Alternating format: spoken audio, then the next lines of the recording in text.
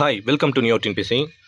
Okay, இப்போ நம்ம test பேட்சில் வந்து 4வது டெஸ்ட் என்ன அப்படின்னு பார்த்தோம்னா, தமிழில் வந்து பெரிய புராணம், சிராபுராணம், தேம்பவனி, 4000 திவ்ய பிரபந்தம், ஓகேங்களா. ஸோ அந்த கண்டென்ட்டும் 10வது கண்டென்ட்டான சமய முன்னோடிகள், ஓகேங்களா. அதாவது திருஞான சம்பந்தர், திருசுந்தரர், திருநாவுக்கரசர், உமறுப்புலவர், ஸோ இவங்க தான். இப்போ நான் என்ன பண்ணுறேன்னா, இது ரெண்டுத்தையும் மெர்ஜ் பண்ணி தான் நான் டெஸ்ட் வைக்கிறேன். ரீசன் என்ன அப்படின்னு பார்த்தோன்னா, நம்ம டெஸ்ட் எல்லாமே சிலபஸ் வைஸ் தான். சிலபஸை படிக்கும்போது கூடமே ஒருத்தருக்கு ஒருத்தர் தொடர்புடைய ஒரு கண்டென்ட் படிக்கிறோம், அதுக்கு அடுத்த கண்டென்ட் என்ன படிக்கணும், அதோட தொடர்புடைய கண்டென்ட் படிச்சோம்னா ரொம்பவே யூஸ்ஃபுல்லாக இருக்கும். இப்போ 6வது பாருங்கள், பெரிய புராணம், சிராபுராணம், தேம்பவனி, 4000 திவ்ய பிரபந்தம், தேவாரம். ஸோ இதெல்லாமே வந்து 6வது கண்டென்ட்ல வருது. அதை எழுதந்து யாரு? அதை எழுதந்து எல்லாமே என்ன அர்த்தம், சமய முன்னோடிகள் தான் எழுதியிருக்காங்க. ஸோ இப்போ 6வது கண்டென்ட்டோ 10வது கண்டென்ட்டோ சேர்த்து படிக்கக்கூடிய ஒரு விஷயம். ஸோ அதனால தான் நம்ம டெஸ்ட்டு எப்படி அமையும்னா 6, 10 இது ரெண்டும் டெஸ்ட்டாக வச்சுருக்கோம். சரிங்களா? சரி, நான் இப்போ என்ன பண்ணுறேன்னா, பேசிக்காக நம்ம என்ன பண்ணுவோம், சிலபஸை பார்த்துட்டோம், வேர் டு ஸ்டடி எங்கே இருக்குன்னு தேடி அதெல்லாம் படிச்சுட்டு கிடப்போம். ஸோ படிக்கிறதுக்கு முன்னாடி நமக்கு வந்து ஒரு ப்ரீ ஸ்ட்ரக்சர் ஒன்று தேவைப்படும். எந்த ஒரு சிலபஸ் கண்டென்ட் எடுத்தாலுமே நம்மளால் முடிஞ்சால் ஒரு ப்ரீ ஸ்ட்ரக்சர் போடலாம், ஓகேங்களா. அப்படி இல்லை நான் ஒரு முறை படிச்சிருக்கேன் சார் அப்படின்னா அதை வச்சு கூட அந்த ப்ரீ ஸ்ட்ரக்சரை நம்ம போடலாம். ஸோ நான் ஆல்ரெடி படிச்சிருக்கேன், அதை வச்சு நான் என்ன பண்ணிக்கிறேன்னா நான் ப்ரீ ஸ்ட்ரக்சர் போட்டேன். இதுக்கு முன்னாடி என்னன்னா எனக்கு இப்படி ஒரு ஐடியா தோணாது, யாருக்குமே இப்படி ஒரு ஐடியா தோணாது. நம்ம என்ன பண்ணோம்னா, ரொம்ப சிலபஸ் வந்து ஹெவியாக இருக்குது, இல்லை சார் எனக்கு மனப்பாடம் பண்ண முடியல அப்படின்னு நினைக்கும் போது நமக்கு நம்மளே ஒரு புரிதல் அடிப்படையில் ஒரு அண்டர்ஸ்டாண்டிங் வரணும். அந்த புரிதல் அடிப்படையில் நான் போட்ட ஸ்ட்ரக்சர் தான் இது. சரிங்களா? சரி, இதை பார்க்கலாம் வாங்க.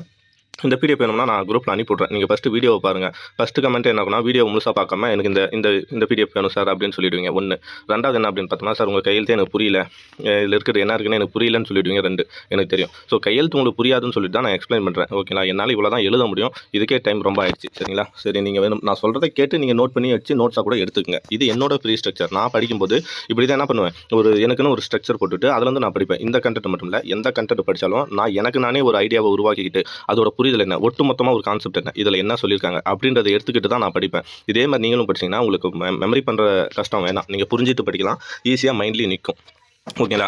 சரி, இப்போ நான் ஒட்டுமொத்த சிலபஸை நான் எப்படி கொண்டு வரேன் பாருங்கள். ஸோ பல சமய முன்னோடிகள், இது எல்லாமே என்ன வருதுன்னா ஒரு சமயத்தை பற்றி தான் சொல்கிறாங்க, ஓகே. அந்தந்த சமயத்தில் என்னென்ன நூல்கள் முதன்மையாக வந்திருக்கு, எந்தெந்த முன்னோடிகள் வந்து அந்த சமயத்தை கொண்டு போயிருக்காங்க அப்படின்றத பற்றி தான் கொடுத்துருக்காங்க. ஸோ ஃபஸ்ட்டு வந்து மெஜாரிட்டியாக இருந்த சமயம் என்ன தமிழ்நாட்டில், இந்தியாவில் நான் போல தமிழ்நாட்டில் இருந்தது வந்து இந்து. அதாவது இப்போ தான் அது இந்து, அதுக்கு முன்னாடி அது என்னவா இருந்தது, சைவம் வைணவம். கரெக்டாக, சைவம் வைணவம் பார்த்துங்க, ஓகே. அந்த சைவம் வைணவம் எழுதிட்டேன், ஓகே. அப்போ இந்து சமயம் ஒன்று பிரித்து அதை சைவம் வைணவமாக எழுதிட்டேன். 2வது வந்து கிறிஸ்துவம், அந்த அப்போ இருந்துச்சு இல்லை, வீரமா முனிவர்லாம் இருந்தார் இல்லையா, அப்போது கிறிஸ்துவம். அதுக்கடுத்து என்ன, இஸ்லாம் சமயமும் இருந்தது, ஓகேங்களா. அதுக்கடுத்து பௌத்தம், அதுக்கு முன்னாடி இது எல்லாத்துக்கும் முன்னாடி என்ன இருந்ததுன்னா பௌத்தம் சமணம், ஓகேங்களா. ஸோ கிட்டத்தட்ட சைவம் வைணவத்துக்கு முன்னாடியே தலை தோங்கியது எதுன்னு பார்த்தோம்னா பௌத்தமும் சமணம் தான், ஓகேவா. அது ரொம்ப காலங்கள் முன்னாடி இருந்தனால தான் அதோட நூட்கள் அதிகமாக நமக்கு கிடைக்கல, ஓகேவா. சரி, ஃபஸ்ட்டு இப்போ இந்து நான் பெருசாலாம் நடத்தலை. இந்த பிடிஎஃப்பை நான் வந்து மொத்தமே உங்களுக்கு சிலபஸே ஒரு 10 மினிட்ஸில் நான் முடிச்சுட்டு போயிடலாம், ஓகேங்களா. ஸோ இப்போது இந்து நம்ம என்ன பிரித்தோம், சைவம் வைணவமாக எடுத்துட்டோம் இல்லையா. ஸோ அதுதான் சைவம்னா என்ன, சைவம்னா சிவனை முதன்மையாக கொண்ட சமயம் சைவம், அது சிவன், ஓகேங்களா. சிவனை முதன்மையாக கொண்ட சமயம் எதுன்னு பார்த்தா சைவம். அப்போ வைணவம்னா திருமால், ஆழ்வார் சொல்கிறோம் இல்லையா, திருமால், நாராயணன், ஓகேங்களா, பெருமாள் சொல்கிறோம் இல்லையா. ஸோ அந்த கடவுளை முதன்மையாக வைத்தது வைணவம், ஓகேவா. ஸோ சரி, இவங்க ரெண்டுக்கும் என்ன டிஃப்ரென்ஸ் அப்படின்னு பார்த்தோம்னா, சைவத்தை வளர்த்தது யாருன்னா இந்த 63 நாயன்மார்கள், ஓகேங்களா. அதாவது சைவம் சிவனை பின்பற்றியவர்கள் யாருன்னு கேட்டால் 63 நாயன்மார்கள், ஓகேங்களா. அதே மாதிரி வைணவத்தை தூக்கி பிடித்தது யாருன்னா 12 ஆழ்வார்கள், ஓகேங்களா. ஸோ இவ்வளோ தான். அப்போ சைவம்னு கேட்டால் நாயன்மார்கள் ஞாபகம் வரணும், வைணவம்னு கேட்டால் ஆழ்வார்கள் ஞாபகம் வரணும், ஓகே. இந்த 63 நாயன்மார்களில் நான் உங்களுக்கு முக்கியமான கொஸ்டினை முன்னாடியே தந்துடுறேன், ஓகேங்களா. பெண் அடியார்கள் 63 நாயன்மார்கள். இன்னைக்கு வந்து நிறைய பெண் அடியார்கள் இருக்காங்க, அதாவது கடவுளை கும்பிட்ற பெண்கள் இருக்காங்க, அதை வந்து அதை வந்து தூக்கி பிடிச்ச பெண்கள் இருக்காங்கன்னா இன்றைக்கி சாதாரணம். அன்னைக்கு வந்து ஒரு பெண் நாட்டை ஆண்டா, ஒரு பெண் வந்து அவைக்களத்தில் இருந்தா, ஓகேங்களா, அரசவையில் இருந்தா, போர்க்களம் புரிஞ்சா அப்படின்றது பெருமையான விஷயம். ஸோ 2000 வருடங்களுக்கு முன்னாடி, ஓகேங்களா. ஸோ பெண் அடியார்ன்றது யாருன்னா அன்னைக்கு இந்த 63 நாயர்களில் பெண் யாருன்னா காரைக்கால் அம்மையார், ஓகேங்களா. காரைக்கால் அம்மையார், அவரோட இயற்பேர் என்ன, புனிதவல்லி. அவரோட சொந்த ஊர் வந்து காரைக்கால், ஓகேங்களா. மங்கையர்க்கரசி, யார் இந்த மங்கையர்க்கரசி, நின்ற சீர் நெடுமாறன் குன் பாண்டியனா இருந்து அந்த குன் பாண்டியனை வந்து என்ன பண்ணணும், நிமிர சொல்கிறதுக்காக திருஞான சம்பந்தரை கூப்பிட்டு பாட்டு பாட வச்சு திருஞான சம்பந்தர் மூலிமா குன் பாண்டியனை நிமிர வச்சு நின்ற சீர் நெடுமாறனா மாக்கிய மங்கையர்க்கரசி, ஓகேங்களா. அதாவது நின்ற சீர் நெடுமாறனோட ஒய்ஃப். அடுத்து இசைநாணியார் யார், சுந்தரர். நம்ம தேவரால் பாடிய மூவரில் ஒருத்தர் இல்லை சுந்தரர், அவரோட அம்மா தான் இசைநாணியார். ஸோ இந்த 3 பேரும் பெண்ணடியார்கள், ஓகேவா. சரி, சைவத்தை மட்டும் இப்போ நம்ம பார்க்கலாம்.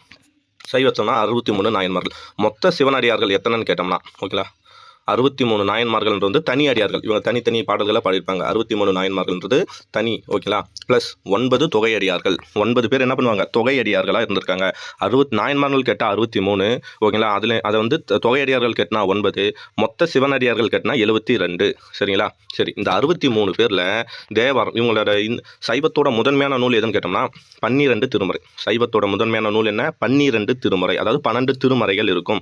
ஓகே, இல்லை அந்த 12 திருமுறைகளை நம்ம பார்த்தா ஒட்டுமொத்த கான்செப்டையும் அடிக்கலாம். இதில் சைவத்தில் அதே மாதிரி வைணவத்தில் பார்த்தோம்னா 12 ஆழ்வார்கள். அந்த 12 ஆழ்வார்கள் எழுதுனது 4000 திவ்ய பிரபந்தம். அதை பார்த்தோம்னா வைணவம் அடங்கிடும். ஓகேவா. சரி, இப்போ நான் என்ன பண்ணுறேன் அப்படின்னா திருஞான ஃபஸ்ட்டு 1 2 3 4 இந்த ரெட் கலர் பேனால் போட்டிருக்கேன் இல்லையா. ஸோ இது எல்லாமே என்ன அப்படின்னு பார்த்தோம்னா நமக்கு வந்து திருமறைகள் தான். ரெட் கலர் பேனா 1 2 3 போட்டிருக்கோம் இல்லையா. ஸோ அது அந்த ஃபஸ்ட்டு 3 திருமறைகள். ஓகேங்களா. இது எல்லாமே திருமறைகள் தான். 1 2 3 முதல் 3 திருமறைகளை எழுதியது யாருன்னா ஞானசம்பந்தர், அதாவது திருஞானசம்பந்தர்.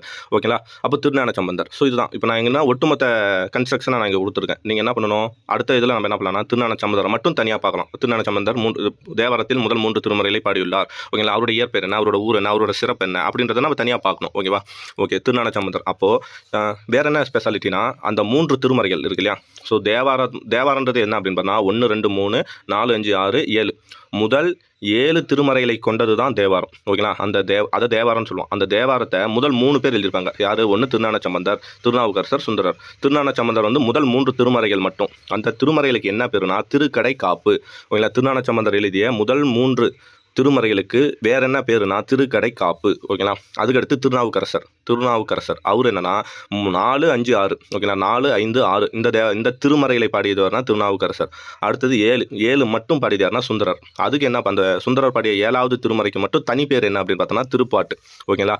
திருப்பாட்டு நோட் பண்ணி வச்சுங்க. இப்போ இந்த ஒட்டு மொத்தமாக 7 இருக்கு இல்லையா. 12ல் முதல் 7 திருமறைகள் இருக்கு இல்லையா. அந்த 7 திருமறைகளுக்கு என்ன பேருனா தேவாரம். ஓகேங்களா. தெய்வத்துக்கு சூட்டப்படும் ஆரம் அப்படின்னு சொல்லலாம். அப்படின்னா தேன் போன்ற மாலைன்னு கூட சொல்லலாம். ஓகேங்களா. சரி, அவ்வளோதான். ஓகே, இந்த தேவாரத்தை பாடியது இந்த 3 பேரை நம்ம என்ன சொல்கிறோம்னா மூவர் முதலியர்னு சொல்கிறோம். இந்த தேவாரத்தை பாடிய 3 பேரையும் மூவர் முதலியர். எல்லாத்துக்கும் யார், இவங்க 3 பேர் தான் முதல்ல அப்படின்னு நம்ம சொல்கிறோம். சிறப்பால. ஓகேங்களா. முதலியவர். ஓகே, அதே மாதிரி 8வது இப்போ 7 முடிஞ்சா தேவாரம் முடிச்சா இப்போ 8வதாக ஒரு திருமறை இருக்குது. அந்த திருமறையை பண்ணது யாருன்னா மாணிக்க வாசகர். ஓகேங்களா. மாணிக்க வாசகர் அவர் வந்து என்னென்ன பாடியிருக்காருன்னா திருவாசகம், திருக்கோவை. ஓகேங்களா. திருவாசகமும் திருக்கோவை. திருவாசகத்திற்கு உருகா, ஒரு வாசகத்திற்கும் உருகா அப்படின்னு சொல்லிட்டு ஒரு பழமொழி மாதிரி ஒரு சிறப்பு அடை இருக்கு இல்லையா. ஸோ அதுதான் திருவாசகம் ப்ளஸ் திருக்கோவை. ஓகேங்களா. இது ரெண்டுத்தையும் பாடினது யாருன்னா மாணிக்க வாசகர். ஓகே, இன்னொன்று பாடியிருப்பாரு திருவெம்பாவை. ஓகேங்களா. திருப்பாவைனா வந்து ஆண்டாள், திருவெம்பாவைனா மாணிக்க வாசகர். கரெக்டாக. ஓகே, இதில் 8ஆம் திருமுறையாக அமைந்திருக்கிறதுனா திருவாசகமும் திருக்கோவையும். ஓகேவா. மாணிக்க வாசகர். இப்போது இந்த முதல் 4 பேர் இருக்காங்க இல்லையா, இந்த 4 பேரையும் சேர்த்து சைவ குறவர்கள்னு சொல்லுவாங்க. முதல் 3 பேர் மட்டும் தேவாரம் பாடிய மூவர் முதலியர். அந்த 4வதாக ஒரு ஆள் இருக்கார் இல்லையா மாணிக்க வாசகர், அவரையும் சேர்த்து இது என்னவா சொல்லப்படுதுன்னா சைவ குறவர்கள். ஓகேங்களா. ஸோ உங்களுக்கு ஸ்ட்ரக்சர் நான் போட்டிருக்கேன், நீங்கள் நல்லா பார்த்தீங்கன்னா தெரியும். ஓகேங்களா. சைவ குறவர்கள். ஓகே, அப்போ சைவ குறவர்கள் யாரும் கேட்டால் யார் பண்ணுவோம், திருஞானசம்பந்தர், சுந்தரர், திருநாவுக்கரசர், மாணிக்க வாசகர். சரி, அடுத்தது நான் 9ஆம் திருமுறைக்கு போகிறேன். 9ஆம் திருமுறையை பாடினது எத்தனை பேர்னா 9 பேர். இதுவரை நான் பார்த்தது வந்து முதல் 4 திருமுறை தனித்தனியால் தான் பாடியிருக்காங்க. யார், திருஞானசம்பந்தர், திருநாவுக்கரசர், சுந்தரர், மாணிக்கவாசகர். இப்போ இந்த 9ஆம் திருமுறையில் ஒரு 9 பேர் வந்து மொத்தமாக பாடியிருக்காங்க. அந்த 9 பேர் யாருன்னா திருமாளிகை தேவர் முதலே 9 பேர். நம்ம எல்லா பேரும் ஞாபகம் வச்சு தேவை. 9ஆம் திருமுறை பாடியவர் எத்தனை பேர்னு கேட்டால் மட்டும் நீங்கள் என்ன போடலாம், 9 பேர்னு போட்டுடலாம். ஓகேங்களா. அடுத்தது அப்போது இதில் 9 பேர். மேலே எத்தனை பேர் பார்த்தோம், 1 1 1 4 பேர் பார்த்தோமா. சைடில் ப்ளூ கலரில் எழுதிருக்கோம் 1 1 1 1 ப்ளஸ் 9ஆம் திருமுறை மட்டும் 9 பேர். ஓகே, அதை அப்படியே கூட்டிக்கங்க. சரிங்களா. அடுத்தது 10ஆம் திருமுறை ஒரே ஒரு ஆள் தான். யார் அவர், ரொம்ப இம்பார்ட்டன்ட், திருமூலர் என்ன பாடியிருக்காரு, திருமந்திரம் பாடியிருக்காரு. கரெக்டாக இல்லையா. திருமந்திரம் தமிழ் 3000 என்று அழைக்கப்படும் நூல் என்ன, திருமந்திரம் தானே. 3000 பாடல்களை கொண்டது. யார் எழுதியிருப்பா, திருமூலர். சரி, இந்த திருமூலர் இங்கே என்ன சிறப்பு, திருமூலர் என்பவர் 14 சித்தர்களில் ஒருவர். கரெக்டாக. 14 சித்தர்களில் ஆதி சித்தராக கருதப்படுவர் யார், திருமூலர் தானே. அப்போ 14 சித்தர்களிலும் ஒருவராக இருக்காரு, 63 நாயன்மார்களிலும் ஒருவராக இருக்காரு, 12 திருமுறை பாடியவர்களிலும் ஒருவராக இருக்காரு. ஸோ கான்செப்ட் புரியுதா. அப்போ கொஸ்டின் உங்களை வந்து 14 சித்தர்களில் ஒருவராகவும் திருமுறை பாடியவர்களில் ஒருவராகவும் அல்லது 63 நாயன்மார்களில் ஒருவராகவும் உள்ளவர் யாருன்னு கேட்டால் என்ன பண்ணலாம், திருமூலர். ஓகேங்களா. ஓகே, திருமந்திரம். அப்போ அவரும் ஒரு நாயன்மார் தான். ஓகேங்களா. சரி, நெக்ஸ்ட்டு 11வது திருமுறை பாருங்கள். காரைக்கால் அம்மையார் முதலிய 12 பேர். ஓகேங்களா. யார் காரைக்கால் அம்மையாருடைய இயற்பேர் என்ன, புனிதவதி. ஓகேங்களா. காரைக்கால் அம்மையாரோட இயற்பேர் வந்து புனிதவதி. ஓகேங்களா. அவங்க உட்பட 12 பேர். அப்போ இதில் 12 பேர் பாடியிருக்காங்க. 9ஆம் திருமுறையில் எப்படி திருமாளிகை தேவர் உட்பட 9 பேரோ அதே மாதிரி காரைக்கால் அம்மையார் உட்பட 12 பேர். மொத்தமாக 12 பேர். அவ்வளோதான். ஓகேங்களா. சரி, இவங்க பாடியிருக்க பாட்டில் இன்னொருத்தர் நம்ம யார் ஞாபகம், காரைக்கால் அம்மையார் ஞாபகம் வச்சுங்க, நக்கீரரையும் ஞாபகம் வச்சுங்க. ஓகேங்களா. நக்கீரர் யார், 10 பாட்டு ஓகேங்களா. 10 பாட்டு ஞாபகம் வருதா? திருமுருகாற்றுப்படை, கமா இன்னொரு நூல் என்ன? நெடுநல் வாடை. இது 2 நூலையும் பாடினது யாரு? நக்கீரர் தானே. ஸோ அந்த நக்கீரர் வந்து அவர் பாடி திருமுருகாற்றுப்படை. திருமுருகாற்றுப்படை என்னது? முருகனை தலைவனாக கொண்டு பாடப்பட்டதானே திருமுருகாற்றுப்படை. அப்போது அதுவும் சைவ சமயத்தை சார்ந்தது தானே. அந்த நூலை தூக்கிட்டு வந்து திருமறையில் வச்சுருக்காங்க. அப்போ நக்கீரரும் யார்? ஒரு நாயன்மார், 63 நாயன்மார்களில் ஒருவர். ஓகேங்களா. அவர் பாடிய கொஸ்டின் என்னன்னா, நக்கீரர் பாடிய திருமுருகாற்றுப்படை எத்தனாவது திருமறைகளில் வைக்கப்பட்டுள்ளது? ரொம்ப இம்பார்ட்டன்ட் கொஸ்டின். 11வது திருமறையில் வைக்கப்பட்டுள்ளது. அப்புறம் வேற என்ன கொஸ்டின்னா, ஓகேவா, 10 பாடல் யாருடைய நூல்? 10 பாட்டுகளிலும் 10 பாடல் ஒன்றிலும் ப்ளஸ் வந்து 12 திருமுறைகளிலும் வைக்கப்பட்டுள்ளதுனா திருமுருகாற்றுப்படை தான் நக்கீரர் எழுதிய நூல். சரிங்களா, ஞாபகம் வச்சுங்க. திருமூலர்னா 15 சித்தர்களில் ஒருவர் ப்ளஸ் வந்து 63 நாயன்மார்களில் ஒருவர். நக்கீரர் அப்படின்னு பார்த்தோம்னா 10 பாட்டுகளிலும் நூல் எழுதியிருக்காரு, திருமறையும் பாடியிருக்காரு. ஓகேங்களா. அந்த திருமுருகாற்றுப்படை திருமறையில் வைக்கப்படுது, அந்த அளவுக்கு சிறப்புடையது. அதுதான் இங்கே சொல்ல வரோம். ஓகேவா. நெக்ஸ்ட் வந்து 12வது திருமுறை. ஓகேங்களா. 12வது திருமுறை சேக்கிலார். ஓகேவா. 12வது திருமுறை என்ன? 12வது திருமுறை யார் வந்துடும்? ஞாபகம் சேக்கிலார். அதாவது மேலே இருக்க இந்த 11 பேர் இருக்காங்க இல்லையா, இந்த 11 திருமுறைகளும் இருக்கு இல்லையா, இந்த திருமுறைகளையும் வந்து தொகுத்தது யாருன்னா நம்பியாண்டார் நம்பி தான் தொகுத்திருப்பார். யாரோட காலத்தில்? ராஜராஜ சோழன் காலத்தில் அவர் தான் தொகுத்திருப்பார். ஓகேங்களா. காலத்தால் பிந்தியவர் தான் சேக்கிலார். ராஜராஜ சோழன் பின்னாடி வந்தவர் தான் சேக்கிலார். ஓகேங்களா. இருப்பினும் நம்மளோட கொஸ்டின் என்னன்னா, 12 திருமுறையை தொகுத்தவர் யாருன்னு கேட்டோம்னா நம்பியாண்டார் நம்பி. ஆக்சுவலாக 11 தான் வரும், 12வது சேர்த்து தொகுத்து பாடியவர் தான் சேக்கிலார்னு வரும். சரிங்களா. ஆனால் நம்மளோட கொஸ்டின் நம்ம டிஎன்பிசி ஆன்சர் அடிப்படையில் சேக்கிலார் இல்லாத போது என்ன இருக்குன்னா, 12 திருமுறைகளை தொகுத்தவரோ அல்லது தேவாரத்தை தொகுத்தவரோ யாருன்னு கேட்டால் நம்பியாண்டார் நம்பி. 12ஆம் திருமுறையை பாடியது யாருன்னு கேட்டால் சேக்கிலார். ஓகேங்களா. அந்த சேக்கிலார் பாடிய அந்த 12வது திருமுறை தான் என்னன்னா பெரிய புராணம். ஓகேங்களா. பெரிய புராணமாக அதுதான் இருக்குது, அது சிறப்பு. ஓகேங்களா. பெரிய புராணம். அவர் வந்து என்ன பாடியிருப்பார்னா 63 நாயன்மார்கள். சைவ சமயத்தை சேர்ந்தவர் எத்தனை பேர்? 63 நாயன்மார்கள் இல்லையா. அந்த 63 நாயன்மார்களின் வாழ்க்கை வரலாற்றையும் அவர்களோட சிறப்பையும் அடி ஓகேங்களா, ஒரு அடியில் ஒரு நாயன்மார்களை பற்றி சிறப்பாக பாடியிருப்பார். அவர் தான் சேக்கிலார் பாடிய பெரிய புராணம். இதுக்கு வேற என்ன பேர் அப்படி இருக்குன்னா திருத்தொண்டர் புராணம். ஏன்னா அந்த 63 பேரும் யார்? திருத்தொண்டர்கள் தானே. அந்த 63 பேர்களையும் பாடியிருக்கனால சேக்கிலார் வச்ச பேர் என்னன்னா திருத்தொண்டர் புராணம். ஓகேங்களா. இது எல்லாரோடைய வாழ்க்கையையும் பெரிய அளவில் சொல்கிறதுனால இதுக்கு என்ன பேர்? சிறப்பாக பெரிய புராணம்னு அமைஞ்சிச்சு. ஓகேவா. ஸோ இன்னும் சிறப்பாக சொல்லணும்னா சேக்கிலார் பாடியிருக்காரு அந்த பெரிய புராணம் 63 நாயன்மார்களையும் அதிகமாக பேசும். ஆனால் யார் எழுதிய நூலை முதன்மையாக கொண்டு பாடப்பட்டது? பெரிய புராணன்றது முதன்மை நூல் கிடையாது, வழி நூல். அதாவது என்ன, ஏற்கனவே யாராவது ஒருத்தர் ஒரு நூலை எழுதியிருப்பாங்க, அந்த நூலை பேஸ் பண்ணி எழுதுறது பேர் அது வழி நூல்.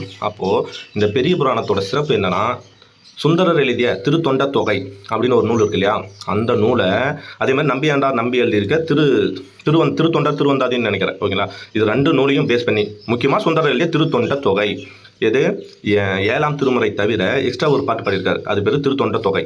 அந்த திருத்தொண்ட தொகையை பேஸ் பண்ணி சேக்கிலார் எழுதி தான் திருத்தொண்டர் புராணம். ஓகேவா. அதில் யாரை தலைவராக கொண்டு பாடியிருப்பாங்க?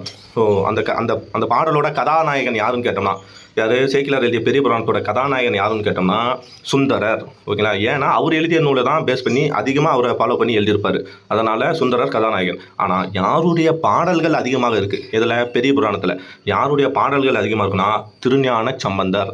ஓகேங்களா. பெரிய புராணம் பாதி பிள்ளை பாதி, புராணம் பாதி பிள்ளை பாதி புராணம் பாதின்னு சொல்லுவாங்க. ஏன்னா பாதிக்கு பாதி யாரை பற்றி சிறப்பாக பாடியிருப்பார்னா திருஞான சம்பந்தரை பற்றி தான். நல்லா பார்த்துங்க, கதாநாயகன் கேட்டால் சுந்தரர், யாரை பற்றி அதிக பாடல்களை பாடியுள்ளார்னு கேட்டோம்னா திருஞான சம்பந்தர் தான். அவர் ஒரு குழந்தை, பிள்ளை பாதி. பிள்ளைன்னு அர்த்தம், திருஞான சம்பந்தர் ஒரு குழந்தையிலே பாடுவார், ஒரு 14 வயசுலேயே அவர் இறந்துடுவார். ஓகேங்களா. அப்போது பிள்ளை பாதி புராணம் பாதி இந்த வார்த்தையின் மூலிமா நமக்கு என்ன தெரிய வருது? திருஞான சம்பந்தர் பற்றி அதிகமாக பாடியிருப்பார், ப்ளஸ் மீதி தான் மற்றவங்களை பற்றி இருக்கும். பெரிய புராணத்திலே பாதிக்கு பாதி பிள்ளை திருஞான சம்பந்தரை பற்றி பாடினால இந்த சிறப்பு பேர் வந்திருக்கும். இதையெல்லாம் நீங்கள் தெரிஞ்சு வச்சுக்கோங்க. ஓகேவா. ஸோ நெக்ஸ்ட்டு பார்த்தோம்னா அவ்வளோதான். ஓகே, சைவம் ஓரளவு ஓவராச்சா? சைவம் உங்களுக்கு டிஃப்ரென்ஸ் புரியுதா? சைவம் ஞாபகம் தான் சிவன் ஞாபகம் வரணும். சிவன் கேட்டோம்னா 63 நாயன்மார்கள். ஓகேங்களா. 63 நாயன்மார் ஞாபகம் வரணும். அதில் தேவாரம் பாடியவர் வந்து 3. முதல் 7 திருமறைகள் தேவாரம் என்று அழைக்கப்படுகிறது. 8ஆம் திருமுறை பாடியது வந்து மாணிக்க வாசகர். 8ஆம் திருமுறையாக அமைந்தது எதுன்னு பார்த்தோம்னா திருக்கோவையும் திருவாசகமும் மட்டும்தான். அதுக்கடுத்து 9ஆம் திருமுறை பாடியது எத்தனை பேர்னா 9 பேர். 10ஆம் திருமுறை வந்து திருமூலர் பாடிய திருமந்திரம். 11ஆம் திருமுறை வந்து காரைக்கால் அம்மையார் ப்ளஸ் நக்கீரர் உட்பட 12 பேர். அதில் நக்கீரர் பாடிய திருமுருகாற்றுப்படை 11ஆம் திருமுறையில் அமைந்துள்ளது. அடுத்தது வந்து 12ஆம் திருமுறையாக வந்து சேக்கிலார் எழுதிய பெரிய புராணம் உள்ளது. இவ்வளோதான். ஓகேவா. ஒட்டு மொத்தமாக 12 அப்போ கூட்டுங்க. 12 திருமறைகளையும் பாடியவர்கள் எத்தனை பேர்னு பாருங்கள். மேலே பாருங்கள், திருஞானசம்பந்தர் 1, திருநாவுக்கரசர் 2, சுந்தரர் 3, மாணிக்கவாசகர் 4. 9ஆம் திருமுறையில் 9 பேர், 4 9 13. திருமூலர் 1 14. ஓகேங்களா. காரைக்கால் அம்மையார் உட்பட 12 பேர். அப்போ 14 12 26. கடைசியாக சேக்கிலார் ஒருத்தர், மொத்தம் 27 பேர். 63 நாயன்மார்கள் இருந்தாலும் 12 திருமுறைகளை பாடியவர் எத்தனை பேர்னு கேட்டால் 27 பேர் மட்டுமே. ஓகேங்களா. ஒட்டுமொத்தமாக நாயன்மார்கள் கேட்டால் 63 பேர், சிவனடியார்கள் கேட்டால் 63 + 9 தொகையடியார்கள் இருக்காங்க 72 பேர். ஓகேங்களா. ஸோ இவ்வளோ தான். நான் எதை முடிச்சிட்டேன்னா சைவத்தை முடிச்சிட்டேன். ஓகேங்களா. அடுத்தது நான் வைணவத்துக்கு போகிறேன். வைணவனாலே என்னத்தம், 12 ஆழ்வார்கள் திருமாலை வந்து பாடியவர்கள் தான் வைணவர்கள். 12 ஆழ்வார்கள். ஓகேங்களா. இந்த பக்கம் எப்படி பெண் அடியார்கள் பார்த்தோமோ அதே மாதிரி 12 ஆழ்வார்களில் ஒரே ஒரு பெண் ஆழ்வார் யாருன்னு கேட்டோம்னா ஆண்டாள். அதுதான் அவங்களோட சிறப்பே. ஓகேங்களா. ஆண்டாள். ஓகேவா. நெக்ஸ்ட்டு 4000 திவ்ய, அவங்க பாடி அந்த 12 ஆழ்வார்கள் அருளிய நூலுக்கு பேர் என்னன்னா 4000 திவ்ய பிரபந்தம். அதாவது 4000. ஓகேங்களா. கிட்டத்தட்ட ஏறத்தாழ 4000 பாடல்கள் இருக்குது. அதனால் அது பேர் 4000 திவ்ய என்ன அர்த்தம், தெய்வத்தன்மை பொருந்திய பிரபந்தம். பிரபந்தம்னா என்ன சொல்லியிருக்கேன், சிற்றிலக்கியம் படிச்சுட்டு வந்தோமா, டெஸ்ட் வருமா. பிரபந்தம் என்ற வடமொழி சொல்லுக்கு சொல்லுங்கள் நன்கு கட்டப்பட்டது, அதாவது சிற்றிலக்கியம் என்று அர்த்தம். ஓகேங்களா. பாருங்கள், அப்படி தானே இருக்குது. திருப்பல்லாண்டு, திருமொழி. ஓகேங்களா. அடுத்து என்ன பண்ண, திருவந்தாதி, முதல் திருவந்தாதி, 2ஆம் திருவந்தாதி, 3ஆம் திருவந்தாதிலாம் இருக்கும் இல்லையா. ஸோ அதெல்லாம் என்ன அர்த்தம், அந்தாதிலாம் என்ன சிற்றிலக்கியங்கள் ஒன்று தானே. ஸோ அதே கான்செப்ட் தான். அவங்க என்ன பண்ணியிருக்காங்க, ஒரு 4000 பாடல்கள் எது மூலியமான சிற்றிலக்கியங்களை வச்சு பாடியிருக்காங்க. அது தெய்வத்தன்மை பொருந்திய சிற்றிலக்கியம். அதனால் அதுக்கு பேர் என்ன வந்துச்சு அப்படின்னா 4000 திவ்ய பிரபந்தம்னு பேர் வந்திருக்கு. ஓகேங்களா. சரி, இந்த 4000 திவ்ய பிரபந்தத்தை 12 ஆழ்வார்கள் எழுதியிருப்பாங்க. அதை 4 ஸ்ட்ரக்சராக பிரிச்சிருக்காங்க. ஓகேங்களா. 4ஆக பிரிச்சிருக்கேன். நான் வந்து சும்மா உங்களுக்கு இது இவ்வளோ டீப்பாக நீங்கள் படிக்கணும்னு அவசியம் கிடையாது. பேசிக்காக தெரிஞ்சுக்கிங்க. ஓகேங்களா. எந்த ஒரு ஸ்ட்ரக்சரும் பேசிக் தெரிஞ்சு தான். எதை படித்தாலும் பேசிக் தான். அந்த பேசிக் ஸ்ட்ராங்காக போட்டால் தான் எதை படித்தாலும் அதுக்கு மேலே நீ எவ்வளோ வேணாலும் படி, அதை பற்றி ஈஸியாக மைண்டில் புரியும். இப்போது திருமறையை பற்றி படித்தா எல்லா கான்செப்டும் நீங்கள் இப்போ எடுத்து படிங்க. சுந்தரரோட பாட்டோ தேவாரமோ அந்த 100 குறிப்போ நீங்கள் படிச்சீங்கன்னா ரொம்ப ஈஸியாக இருக்கும். ஓகேங்களா. சரி, இப்போ வைணவத்தில் பார்க்கணும். நான் முதலாயிரத்தை எடுத்துக்கிறேன். ஓகே, முதலாயிரத்தில் வந்து கிட்டத்தட்ட 947 பாடல். என்ன சொல்கிறேன், முதலாயிரம் 1000 பாடலுக்குமே அதுதான் ஏறத்தாழ. ஓகேங்களா. 940 ரவுண்டாக ஒரு 1000 பாடல் இருக்குன்ற மாதிரி சொல்கிறாங்க. ஓகேங்களா. நீங்கள் நம்பர்லாம் ஞாபகம் வச்சுக்கணும் இல்லை, எவ்வளோ பாடல் இருக்குன்னா ஞாபகம் வச்சுக்கணும் தேவையில்லை. பெரியாழ்வார் முதல்ல பாடினது யார், பெரியாழ்வார். அவர் பாடின பாட்டு தான் முதலாயிரத்தில் முதல் இதாக வச்சுருக்காங்க பெரியாழ்வார். பெரியாழ்வார் யார் உங்களுக்கு தெரியும், ஆண்டாளோட வளர்ப்பு தந்தை தான் யார், பெரியாழ்வார். சிவாஜி கூட ஒரு படத்தில் நடிச்சிருப்பார் பாருங்க. சிவாஜி எல்லா கேரக்டரும் நடிச்சார். ஓகே. ஆண்டாளோட வளர்ப்பு தந்தை தான் பெரியாழ்வார். அவர் என்ன பண்ணுறாரு, திருப்பல்லாண்டு என்னென்ன நூல் ஞாபகம் வச்சுங்க. பெரியாழ்வார் எழுதிய நூல் வந்து நமக்கு 2 தான். அது மட்டும் நீங்கள் ஞாபகம், நிறையா இருக்கட்டும், 2 தான் நமக்கு கொடுத்துருக்காங்க. திருப்பல்லாண்டு பெரியாழ்வார் திருமொழி. ஓகேங்களா. இவரும் திருமொழி பாடியிருக்காரு. திருமொழின்றது இலக்கியத்தோட வகை. அது என்னென்ன அதில் எந்த டிஃப்ரெண்ட்னா திருப்பல்லாண்டு பெரியாழ்வார் திருமொழி. திருப்பல்லாண்டு பெரியாழ்வார் திருமொழி. ஓகேங்களா. நெக்ஸ்ட்டு அதில் இன்னொரு சிறப்பு என்ன அப்படின்னு பார்த்தோம்னா, இந்த பெரியாழ்வார் தான் முதல்ல ஓகேங்களா கடவுளை பிள்ளையாக கொண்டு பாடியிருப்பார். ஓகேங்களா. பெரியாழ்வார் திருமொழி தான் கடவுளை யார், கண்ணனை பிள்ளையாக நினைத்து பாட்டு பாடியிருப்பார். அப்போது கொஸ்டின் என்ன, பிள்ளை தமிழின் முன்னோடி என்று அழைக்கப்படுவர் யார், நல்லா பார்த்துங்க. பிள்ளை தமிழின் முன்னோடி. இவர் பிள்ளை தமிழ் தனியாக எழுத கிடையாது. பிள்ளை தமிழ் என்ன, ஒரு அரசனையோ ஒரு மன்னனையோ ஒரு கடவுளையோ ஓகேங்களா குழந்தையாக பாவித்து ஓகேங்களா 10 பருவங்களை கொண்டு பாடப்படும் இலக்கியத்துக்கு பேர் தான் பிள்ளை தமிழ். ஆனால் முதல்ல அதுக்கு அடித்தளமிட்டவர் யார், நம்பாள் தான். தமிழில் அமைந்த முதல் பிள்ளை தமிழ் எதுனா குலோத்துங்கன் பிள்ளை தமிழ். ஒட்டகுத்தர் எழுதிய குலோத்துங்கன் பிள்ளை தமிழ் தமிழில் அமைந்த முதல் பிள்ளை தமிழ். அதே பிள்ளை தமிழோட சிறப்பு யார், பிள்ளை தமிழோட தந்தை என்று அழைக்கப்பட்டவர் யாருன்னா, ஏன்னா அவர் தான் நிறைய பிள்ளை தமிழ் எழுதுவார். பிள்ளை தமிழ் வந்து அதிகம் எழுதுவார் யாருன்னா குமரகுருபர். அதே பிள்ளை தமிழின் முன்னோடி யாருன்னு கேட்டோம்னா சொல்லுங்க போனால் முன்னோடி யார், நம்மளோட பெரியாழ்வார் தான். ஓகேங்களா. எல்லாருக்கும் முன்னாடி என்ன பண்ணிட்டாரு, கண்ணனை குழந்தையாக நினச்சி பாட்டு பாடி எழுதியிருக்காரு. ஓகேவா. ஸோ ஓகே, அதனால தான் இவர் இப்போ சொல்கிறோம். அடுத்தது வந்து ஆண்டாள் வந்து 2வது. ஓகேங்களா. அதாவது முதல் திருமொழியாக இருக்கிறது திருப்பல்லாண்டு, 2வதாக இருக்கிறது பெரியாழ்வார் திருமொழி, 3வதாக இருக்கிற நூல் என்னன்னா ஆண்டாள் எழுதிய திருப்பாவை. ஓகேங்களா. கொஸ்டின் என்னன்னா யாருடைய பாடல் 3ஆம் திருமொழியாக அமைந்துள்ளது, அப்படிலாம் 3ஆம் தொகுப்பாக அமைந்துள்ளதுன்னு கேட்டோம்னா ஆண்டாள் தான். ஓகேங்களா. இது ஒரு கொஸ்டின் வரும். முதலாயிரத்தில் இப்படி கேட்பான், முதலாயிரத்தில் எத்தனையாவது பாடலாக ஆண்டாளுடைய பாடல் உள்ளதுன்னா 3வது இடத்துல இருக்குது. சரிங்களா. நல்லா பாருங்கள், கொஸ்டின் இப்போ மேக் பண்ணியிருப்பாங்க. ஓகேங்களா. ஆண்டாள் எழுதியது வந்து திருப்பாவையும் நாச்சியார் திருமொழியும், இது 2 தான் ஆண்டாள் எழுதியிருப்பாங்க. திருப்பாவை வந்து 30 பாடல்களை கொண்டது. இதெல்லாம் கொஸ்டின், ஆண்டாளை பற்றி கொஸ்டின் தான். ஆண்டாளோட இயற்பெயர் என்ன, கோதை. ஆண்டாள் வந்து எப்படி அழைக்கப்பட்டார், சூடி கொடுத்த சுடர்மொழி. ஆண்டாளோட வளர்ப்பு தந்தை யார், பெரியாழ்வார். பெரியாழ்வாருக்கு என்ன பேர் உண்டு, விஷ்ணு பக்தர். விட்டுணு சித்தர்னு இருக்கும். விட்டுணுனா தமிழில் அந்த வடமொழி இல்லாமல் விட்டுணுன்னு எழுதியிருப்பாங்க. வடமொழியோட சேர்த்து இசுன்றது வடமொழி தானே, விஷ்ணு சித்தர் அல்லது விஷ்ணு சீடர் அப்படின்னு இருக்கும். ஓகேங்களா. அப்புறம் இன்னொரு பேர் கூட இருக்கும், மறந்து போச்சு எனக்கு. விஷ்ணு சீடர் சரி, மறந்து போச்சு அந்த பேர். நல்லா இது இருக்கும். ஆண்டாள் வந்து அவரோட ஆண்டாளை பற்றி கொடுத்துருப்பாங்க. ஆண்டாள் வந்து கோதை என்று அழைக்கப்படுவர். இயற்பெயர் திருப்பாவை எழுதியிருப்பார். திருப்பாவையில் வந்து 30 பாடல்கள் இருக்கும். திருப்பாவையில் மொத்தம் எத்தனை பாடல்? 30 பாடல். இந்த 30 பாடலுக்கு என்ன பேர்னா சங்கத்தமிழ். திருப்பாவைக்கு இன்னொரு பேர் என்ன? சங்கத்தமிழ் பாடல் அர்த்தம். மொத்தம் 30 பாடல். இதுதான் ப்ரீவியஸ் கொஸ்டின் தான். ஓகேங்களா? அடுத்து நாச்சியார் திருமொழி. நாச்சியார் திருமொழி என்ன? நாச்சியார் திருமொழி கண்ணனை வந்து மேரேஜ் பண்ணுற மாதிரி இவங்க கனவு கண்டு எழுதியிருப்பாங்க இல்லையா? கனா கண்டேன் தோழின்னு சொல்லிட்டு அதுதான் 143 பாடல்களை எழுதியிருப்பாங்க. ஓகே, திருப்பாவைன்றது உங்களுக்கு தெரியும். மார்கழி மாதத்தில் பெண்கள் எழுந்து கண்ணனை கும்பிட போகிறதுக்கு எல்லா பெண்களையும் தூயில் எழுப்புவது பாடப்பட்டதான் அந்த திருப்பாவை. நாச்சியார் திருமொழி 143 பாடல்களை உடையது. இந்த இடத்துல என்ன ஞாபகம்? குடியரசுத் தலைவருக்கு உச்சநீதிமன்ற நீதிபதி ஆலோசனை வழங்கலாம் அப்படின்ற சொல்ற ஆர்டிகல் என்ன? 143. ஓகேவா? அதை ஞாபகம் வச்சுங்க. ஓகே, அடுத்தது குலசேகர ஆழ்வார். ஓகேவா? குலசேகர ஆழ்வார். குலசேகர ஆழ்வார் பெருமாள் திருமொழி. அப்புறம் 1, 2, 3, 4, 5வது பாடலாக இருக்கா? முதலாயிரத்தில் 5வது பாடலாக இருக்கா? கொஸ்டின் எல்லாம் நீங்கள் பார்த்துருக்கீங்களா பாருங்க. குலசேகர ஆழ்வாரை படிக்கும்போது குலசேகர ஆழ்வார் பாடிய பெருமாள் திருமொழி எத்தனாவது ஆயிரத்தில் உள்ளதுன்னா முதலாயிரத்தில் உள்ளது. கரெக்டாக அவர் பாடி இப்போ வந்து பெரியாழ்வார் பாடியதோ ஆண்டாள் பாடியதோ குலசேகர ஆழ்வார் பாடியதோ முதலாயிரத்தில் அமைந்துள்ளது. எத்தனாவது திருமொழியாக அமைந்துள்ளனா 5ஆம் திருமொழியாக அமைந்துள்ளது. நீங்களே பாருங்க. ஃபஸ்ட்டு 2 திருப்பல்லாண்டு பெரியாழ்வார் திருமொழி, அதுக்கடுத்து திருப்பாவை நாச்சியார் திருமொழி. ஓகேங்களா? அதுக்கடுத்து பெருமாள் திருமொழி. அமாவலியா குலசேகர ஆழ்வார் பண்ணதானே பெருமாள் திருமொழி 5ஆம் திருமொழியாக அமைந்துள்ளது. கரெக்டாக நான் சொல்கிறது. நீங்கள் 100 குறிப்பு படிப்பீங்களே. இப்போ குலசேகர ஆழ்வார் படிச்சிருந்தீங்கன்னா கண்டிப்பாக படிப்பீங்க. அப்போ மனப்பாடம் பண்ணுற மாதிரி இருக்கும். நான் இப்போ ஸ்ட்ரக்சர் உருவாக்குனால எனக்கு மனப்பாடம் பண்ண தேவையில்லை. ஓகேங்களா? அதுக்கடுத்து அது எத்தனை பாடல்களை உண்டது? பெருமாள் திருமொழி 105 பாசனங்களை உடையது. இதெல்லாம் படிச்சிருக்கோமா இல்லையா? குலசேகர ஆழ்வார் பழைய புக்கில் 9ஆம் நூற்றாண்டு இருக்கும், புது புக்கில் 8ஆம் நூற்றாண்டு இருக்கும். புது புக்கில் இருக்கிறத தான் எடுத்துக்கணும். சரியா? போல அடுத்தது குலசேகர ஆழ்வார். அவர் தானே திருமாலை வந்து பாடியிருப்பார். நிறைய பேர் இருக்கும். கூடல் கோன். ஓகேங்களா? அது மாதிரி நிறைய பேர் இருக்கும் குலசேகர ஆழ்வார். இவர் வந்து ஒரு சேர மரபை சேர்ந்தவர். குலசேகரன்றது வந்து ஒரு அரசர். குலசேகரப்பட்டினம்னு இருக்கும். சேர அரசை மரபை சார்ந்தவர்.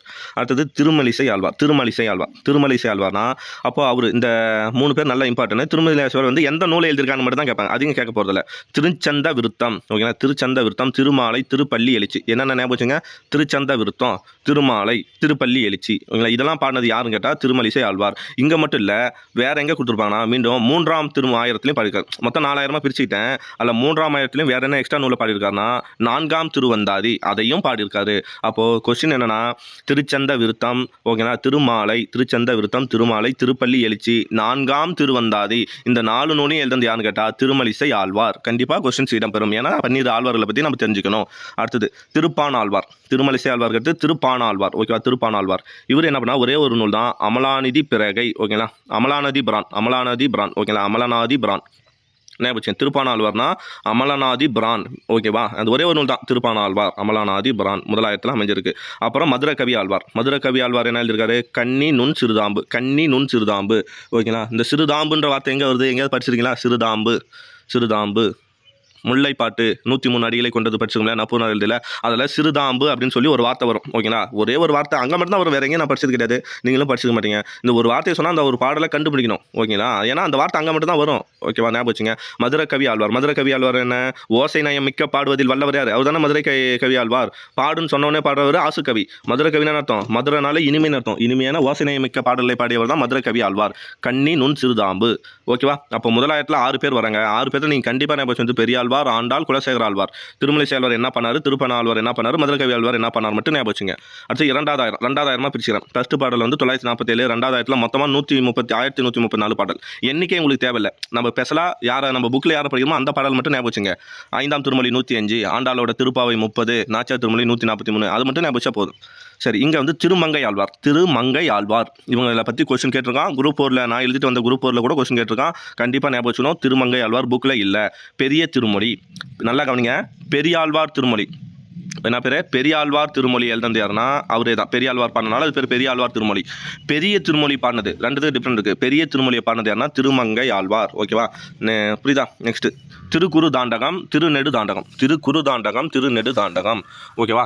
திருக்குறு அதாவது குறுமையாக இருந்துச்சு. தாண்டகன்றதே அதே சிற்றிலக்கிய இதில் ஒன்று தான். ஓகேங்களா? குறுமையாக இருந்ததுனால குறு தாண்டகம், அதிகமாக இருந்தால் நெடுந்தாண்டகம். அதே மாதிரி ஓகேங்களா 3000 ஒரு திருக்கெழு கூற்றிருக்கை. ஓகேவா? ஓகேவா. பெரிய திருமடல், சிறிய திருமடல். மடல் ஏறுவது பற்றி அதிகமாக பாடியுள்ளவர் யான்னு கேட்டால் திருமங்கை ஆழ்வார். இப்போ எழுதிட்டு வந்த குரூப் 4 2002 இந்த கொஸ்டின் இருக்குது. 2002 குரூப் 4லையோ இல்லை குரூப் 2லையோ ஃபிலிம்ஸ்லையோ இந்த கொஸ்டின் இருக்குது. ஓகேங்களா. திருக்கேளு கூற்றிகையும் இருக்குது. திருமங்கை ஆழ்வார் பாடிய பாடல்களில் ரொம்ப சிறப்பானது என்ன, இந்த திருக்கேளு கூற்றிருக்கை தான். ஓகேவா. அப்போது நல்லா பாருங்கள், திருமங்கை ஆழ்வார்னா என்னென்ன பாடல், இவங்களை பற்றி கொஸ்டின் வருது, நம்ம புக்கில் படிக்க மாட்டோம், அதனால் கொடுத்துருக்கேன்.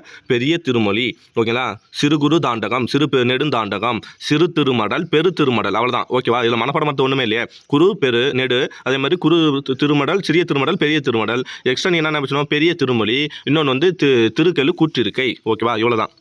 இதெல்லாம் திருமங்கை ஆழ்வார் பண்ணுது. அப்புறம் மூன்றாம் ஆயிரம் இதில் ஓகேங்களா. மூணாம் ஆயிரத்தில் தான் நம்ம என்ன பண்ணுவோம், முதலாழ்வார்கள் என்று அழைக்கப்படுவர் யார், முதலாழ்வார்கள் என்று அழைக்கப்படுவர் பொய்கை ஆழ்வார், பூதத்தாழ்வார், பேயாழ்வார்னு படிக்கிறோம் இல்லையா. முதல் திருவந்தாதியை பண்ணது பொய்கை ஆழ்வார், இரண்டாம் திருவந்தாதியை பண்ணது பூதத்தாழ்வார், மூன்றாம் திருவந்தாதியை பண்ணது பேயாழ்வார்கள். இவர்கள் 3 பேரும் முதலாழ்வார்கள் என்று அழைக்கப்படுவார்கள். இந்த முதலாழ்வார்கள் பாடிய பாட்டு மூன்றாம் ஆயிரத்தில் வச்சிருக்காங்க. ஓகேங்களா. முதலாழ்வார்கள் பாடிய பாட்டு எங்கே இருக்குது, மூன்றாம் ஆயிரத்தில் இருக்குது. ஸோ நீங்கள் அந்த மூன்றாம் ஆயிரம் கூட ஞாபகம் வேணாம். முதலாழ்வார்கள் யாருன்னா இந்த 3 பேர்.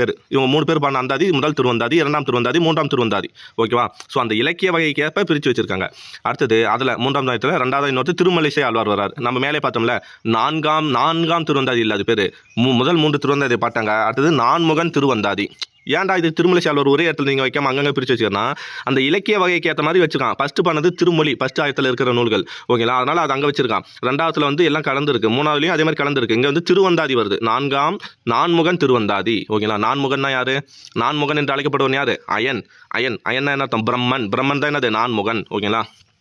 அடுத்தது நம்மாழ்வார். இந்த ஹீரோவே யாருன்னா 4000 திவ்ய பிரபந்தத்தோட ஹீரோவே யாருன்னு கேட்டோம்னா நம்மாழ்வார் தான். ஓகேங்களா. கண்ணை மூடிட்டு போடணும். 4000 திவ்ய பிரபந்தத்தோட ஹீரோ யாருன்னு கேட்டோம்னா நம்மாழ்வார் தான். ஓகேங்களா. நம்மாழ்வாருக்கு இன்னொரு பேர் சடகோபர். அதனால தான் நம்மாழ்வாரை புகழ்ந்து பாடின பேர் தான் சடகோபர் அந்தாதி. யார் எழுதியிருப்பா, சடகோபர் அந்தாதி, கம்பர். ஓகேங்களா. ஞாபகம் வருதா. நம்மளுக்கு நிறைய பேர் இருக்குது. சடகோபர் அந்தாதி. ஓகேங்களா. அதுக்கடுத்து வந்து மாறன், திராவிட வேதம் படைத்த மாறன், இல்லை திராவிடம் செய்த மாறன் யாருன்னு கேட்டால் யார், நம்மாழ்வார் தான். ஓகேங்களா. இன்னும் பேர் வருமே, நம்மாழ்வார், சடகோபன், மாறன், இன்னும் ஏதோ பேர் வரும். ஓகேங்களா. சரி, அவர் என்னென்ன பாடிருக்காரு பாருங்க. திருவிருத்தம், திருவாசிரியம், பெரிய திருவந்தாதி. பெரிய திருமொழினா யார் போயிடுவோம், பெரிய திருமொழினா திருமங்கை ஆழ்வார் போயிடுவோம். பெரிய ஆழ்வார் திருமொழினா பெரியாழ்வார். பெரிய திருவந்தாதி அப்படி பண்ணால் நம்மாழ்வார். ஓகேங்களா. திருவிருத்தம் நல்லா நினைப்பீங்க, திருவிருத்தம், திருவாசிரியம். ஓகேங்களா. திருவிருத்தம், திருச்சந்த விருத்தம்னா திருமலிசை ஆழ்வார் வராரு. திருவிருத்தம், திருவாசிரியம். ஓகேவா. பெரிய திருவந்தாதி. இது 3த்தையும் நம்மாழ்வார் பாடியிருக்காரு. ப்ளஸ் 7வது இங்கே இன்னொன்று அதிலே 7வது ஒரு நூல் வச்சுருக்கான், திருவாய்மொழி. ரொம்ப இம்பார்ட்டன்ட். திருவாய்மொழியை பாடியது யாருன்னு கேட்டால் நம்மாழ்வார். கிட்டத்தட்ட நம்ம புக்கில் என்னன்னா 1000 பாடல்கள்னு சொல்லியிருப்பாங்க. அதாவது 1101 பாடல்கள் கொண்டது தான் திருவாய்மொழி. 1101 அல்லது 102 பாடல்களை கொண்டது தான் திருவாய்மொழி. ஓகேங்களா. அது வந்து 1000க்கு மேலே இருக்கனால ரவுண்டாக 1000 சொல்கிறான். 1000 பாடல்களை பாடியிருக்காரு திருவாய்மொழியில் அப்படின்னு சொல்லியிருப்பாங்க. இந்த திருவாய்மொழி தான் திராவிட வேதம் என்று அழைக்கப்படுகிறது. ஓகேங்களா. 4000 திவ்ய பிரபந்தத்தில் இருக்கக்கூடிய திருவாய்மொழி தான் என்ன சொல்கிறான், திராவிட வேதம். இப்போ கொஸ்டின், திராவிட வேதம் செய்த மாறன் என்று அழைக்கப்படுவன் யார், அதான் வந்துட்டார். திராவிடம் வேதம்னா யார், நம்மாழ்வார் தான். மாறன் என்ன பேர், அவர் பேர் தான் மாறன். ஓகேங்களா. அப்போது நம்மாழ்வார் ஆன்சர். ஓகேவா. ஸோ ரொம்ப சிறப்பான ஒரு விஷயம். நம்மாழ்வார் பற்றி கொஸ்டின் அதிகம் வரும், ரொம்ப இம்பார்ட்டன்ட். நம்ம ஆண்டாலோ இவங்க எல்லாத்தையும் ஹீரோ யாருன்னு கேட்டால் நம்மாழ்வார் தான். இந்த நம்மாழ்வாரை வந்து ஒருத்தர் வந்து என்ன இது பண்ணி, இந்த நம்மாழ்வார் வேற ஒன்று எழுதிருப்பாரு, தன்னை கதாநாயகியாக கொண்டு. இவர் வந்து ஒரு நாயகன் தானே, இவர் வந்து ஒரு ஆண் தானே, ஆனால் வந்து தன்னை பெண்ணாக பாவித்து கொண்டு ஓகேங்களா பெருமாளுக்கு பாட்டு பாடியிருப்பார். அது யாருன்னா நம்மாழ்வார். தன்னை பெண்ணாக பாவித்து கொண்டு நான் திருமாலை வந்து தலைவனாக பாவித்து கொண்டு அவரை காதல் பண்ணுறேன் அப்படின்னு சொல்லி ஒரு பாடியிருப்பார். யார், நம்மாழ்வார். அதுவும் சிறப்பு நம்மாழ்வார் தான் வரும், ஞாபகம் வச்சுங்க. அதுக்கடுத்து 4000 அது பேர் வந்து திருவரங்க அமுதனார். ஓகேங்களா. திருவரங்க அமுதனார் அவர் பேர். மொத்தம் 12 பேர் தான், எண்ணி பாருங்க, எல்லாமே 12 பேர் தான் வருவாங்க. கடைசி ஆள் 12வது ஆள் திருவரங்க அமுதனார். ராமானுஜ நூற்றந்தாதி. யார் ராமானுஜ நூற்றந்தாதி, ராமானுஜர் யார், வைணவத்தின். இதெல்லாம் பின்னாடி இந்த முன்னெல்லாம் முன்னாடி பண்ணது, இவர் மட்டும் காலத்தால் பிந்தையவர். காலம் பின்ன எல்லாத்துக்கும் அப்புறம் இது எழுதியிருப்பாங்க இல்லை. சரி, திருவரங்கத்து அமுதனார் எழுதிய பாடல் என்ன, ராமானுஜ நூற்றந்தாதி. ராமானுஜரை பற்றி ஒரு 100 அந்தாதி எழுதியிருக்காரு, அதுதான் நூற்றந்தாதி. 108 பாடல்களை கொண்டது. சரி, யார் இந்த ராமானுஜர், வைணவத்தின் செவிலித்தாய் என்று அழைக்கப்பட்டவர் யார், வைணவத்தின் வளர்ப்பு தாய். ஓகேங்களா. வைணவத்தின் வளர்ப்பு தாய் என்று அழைக்கப்பட்டவர் யார், வைணவத்தை வளர்த்த வளர்ப்பு தாய் யார், ஃபஸ்ட்டு வளர்த்தவங்க இந்த ஆழ்வார்கள், 12 ஆழ்வார்கள் போயிடுறாங்க. அதில் வைணவத்தை இவங்களுக்கு அப்புறம் வைணவத்தை தூக்கி பிடிச்ச ஆள் யாருன்னு கேட்டோம்னா நம்மளோட ராமானுஜர். அதுவும் ரொம்ப சமயத்தின் அடிப்படையில் போகாமல் மனிதநேயத்தின் அடிப்படையில் வைணவத்தை தூக்கி பிடிச்ச ஒரு ஆள் யாருன்னா ராமானுஜர். அதனால தான் வளர்ப்பு தாய், வைணவத்தின் வளர்ப்பு தாய் என்று அழைக்கப்பட்டவர் யாருன்னா ராமானுஜர். அந்த ராமானுஜரை பற்றி 100 பாடல்களை பாடியவர் தான் திருவரங்கத்து அமுதனார். ஓகேங்களா. ஏன்னா ராமானுஜர் எங்கே இருப்பார், திருவரங்கம்னா என்ன, நம்ம திருச்சியில் இப்போ இருக்குல்ல ஸ்ரீரங்கம், திருனா ஸ்ரீ, அவ்வளோதான் முடிஞ்சு போச்சு. ஸ்ரீன்றது வடமொழி, தமிழில் திரு, ஓகேங்களா. திருவரங்கம், அதுதான் ஸ்ரீரங்கம்னு சொல்கிறோம்ல, திருச்சியில் இருக்கிற ஒரு கோயில், பெரிய கோயில் இருக்கும் இல்லையா, அந்த கோயில் பேர் தான் அது திருவரங்கம். இங்கே எழுதுற திருவரங்க தந்தாதி அதெல்லாம் சொல்கிறோம் இல்லையா, அதெல்லாம் அங்கே எழுதப்பட்டப்பட்டது தான். ராமானுஜர் அங்கே தான் இருப்பார், ஓகேங்களா. சரி, இவ்வளோதான் ஓகேவா, கான்செப்ட் புரிஞ்சா. இந்த 12 ஆழ்வார்கள் பாடிய தொகுப்பு பேர் தான் 4000 திவ்ய பிரபந்தம். அது 4000 பிரிச்சா, முதல் 1000 வந்தால் யார் யார் வரான்னு உங்களுக்கு சொல்லிட்டேன், 2ஆம் 1000 சொல்லிட்டேன். நீங்கள் ஞாபகம் வச்ச வேண்டியது பெரியாழ்வார், குலசேகர ஆழ்வார், ஆண்டாள், நம்மாழ்வார், இவங்க 4 பேரும் ரொம்ப ரொம்ப இம்பார்ட்டன்ட். இவங்களுக்கு அடுத்து நீங்கள் ஞாபகம் வச்சது யாருன்னா திருமங்கை ஆழ்வார். அவங்கள பற்றி அடிக்கடி கொஸ்டின் அவங்க எழுதுன நூல்களை கேட்குறாங்க, ஓகேவா. சரி, அதுக்கப்புறம் இந்த 4000 தொகுத்துருப்பாங்க ஒருத்தன், இவங்களே தொகுத்து இவங்க தனித்தனியாக பாட்டு எழுதி போயிட்டாங்க. எப்படி தேவாரத்தை தொகுத்தவரோ இல்லை 12 திருமறையை தொகுத்தவரோ நம்பி ஆண்டார் நம்பி சொல்கிறோமோ, அதே மாதிரி இந்த பக்கம் 4000 திவ்ய பிரபந்த தொகுத்து, அதுக்கு 4000 திவ்ய பிரபந்தன் பேர் வச்சவர் யாருன்னா நாதமுனி, ஓகேவா, நாதமுனி. சரியா, அவ்வளோதான். எது க்ளோஸ்? வைணவம் க்ளோஸ். பேசிக் ஸ்ட்ரக்சரை புரிஞ்சுட்டேன். இப்போ உங்கள்கிட்ட ஈஸியாக நீ படிக்கும்போது 100 குறிப்பு எடுத்து படிப்பேன். பெரியாழ்வார் திருமொழி, இது வந்து 5ஆம் திருமொழியாக அமைந்துள்ளது, முதலாயிரத்தில் அமைந்துள்ளது.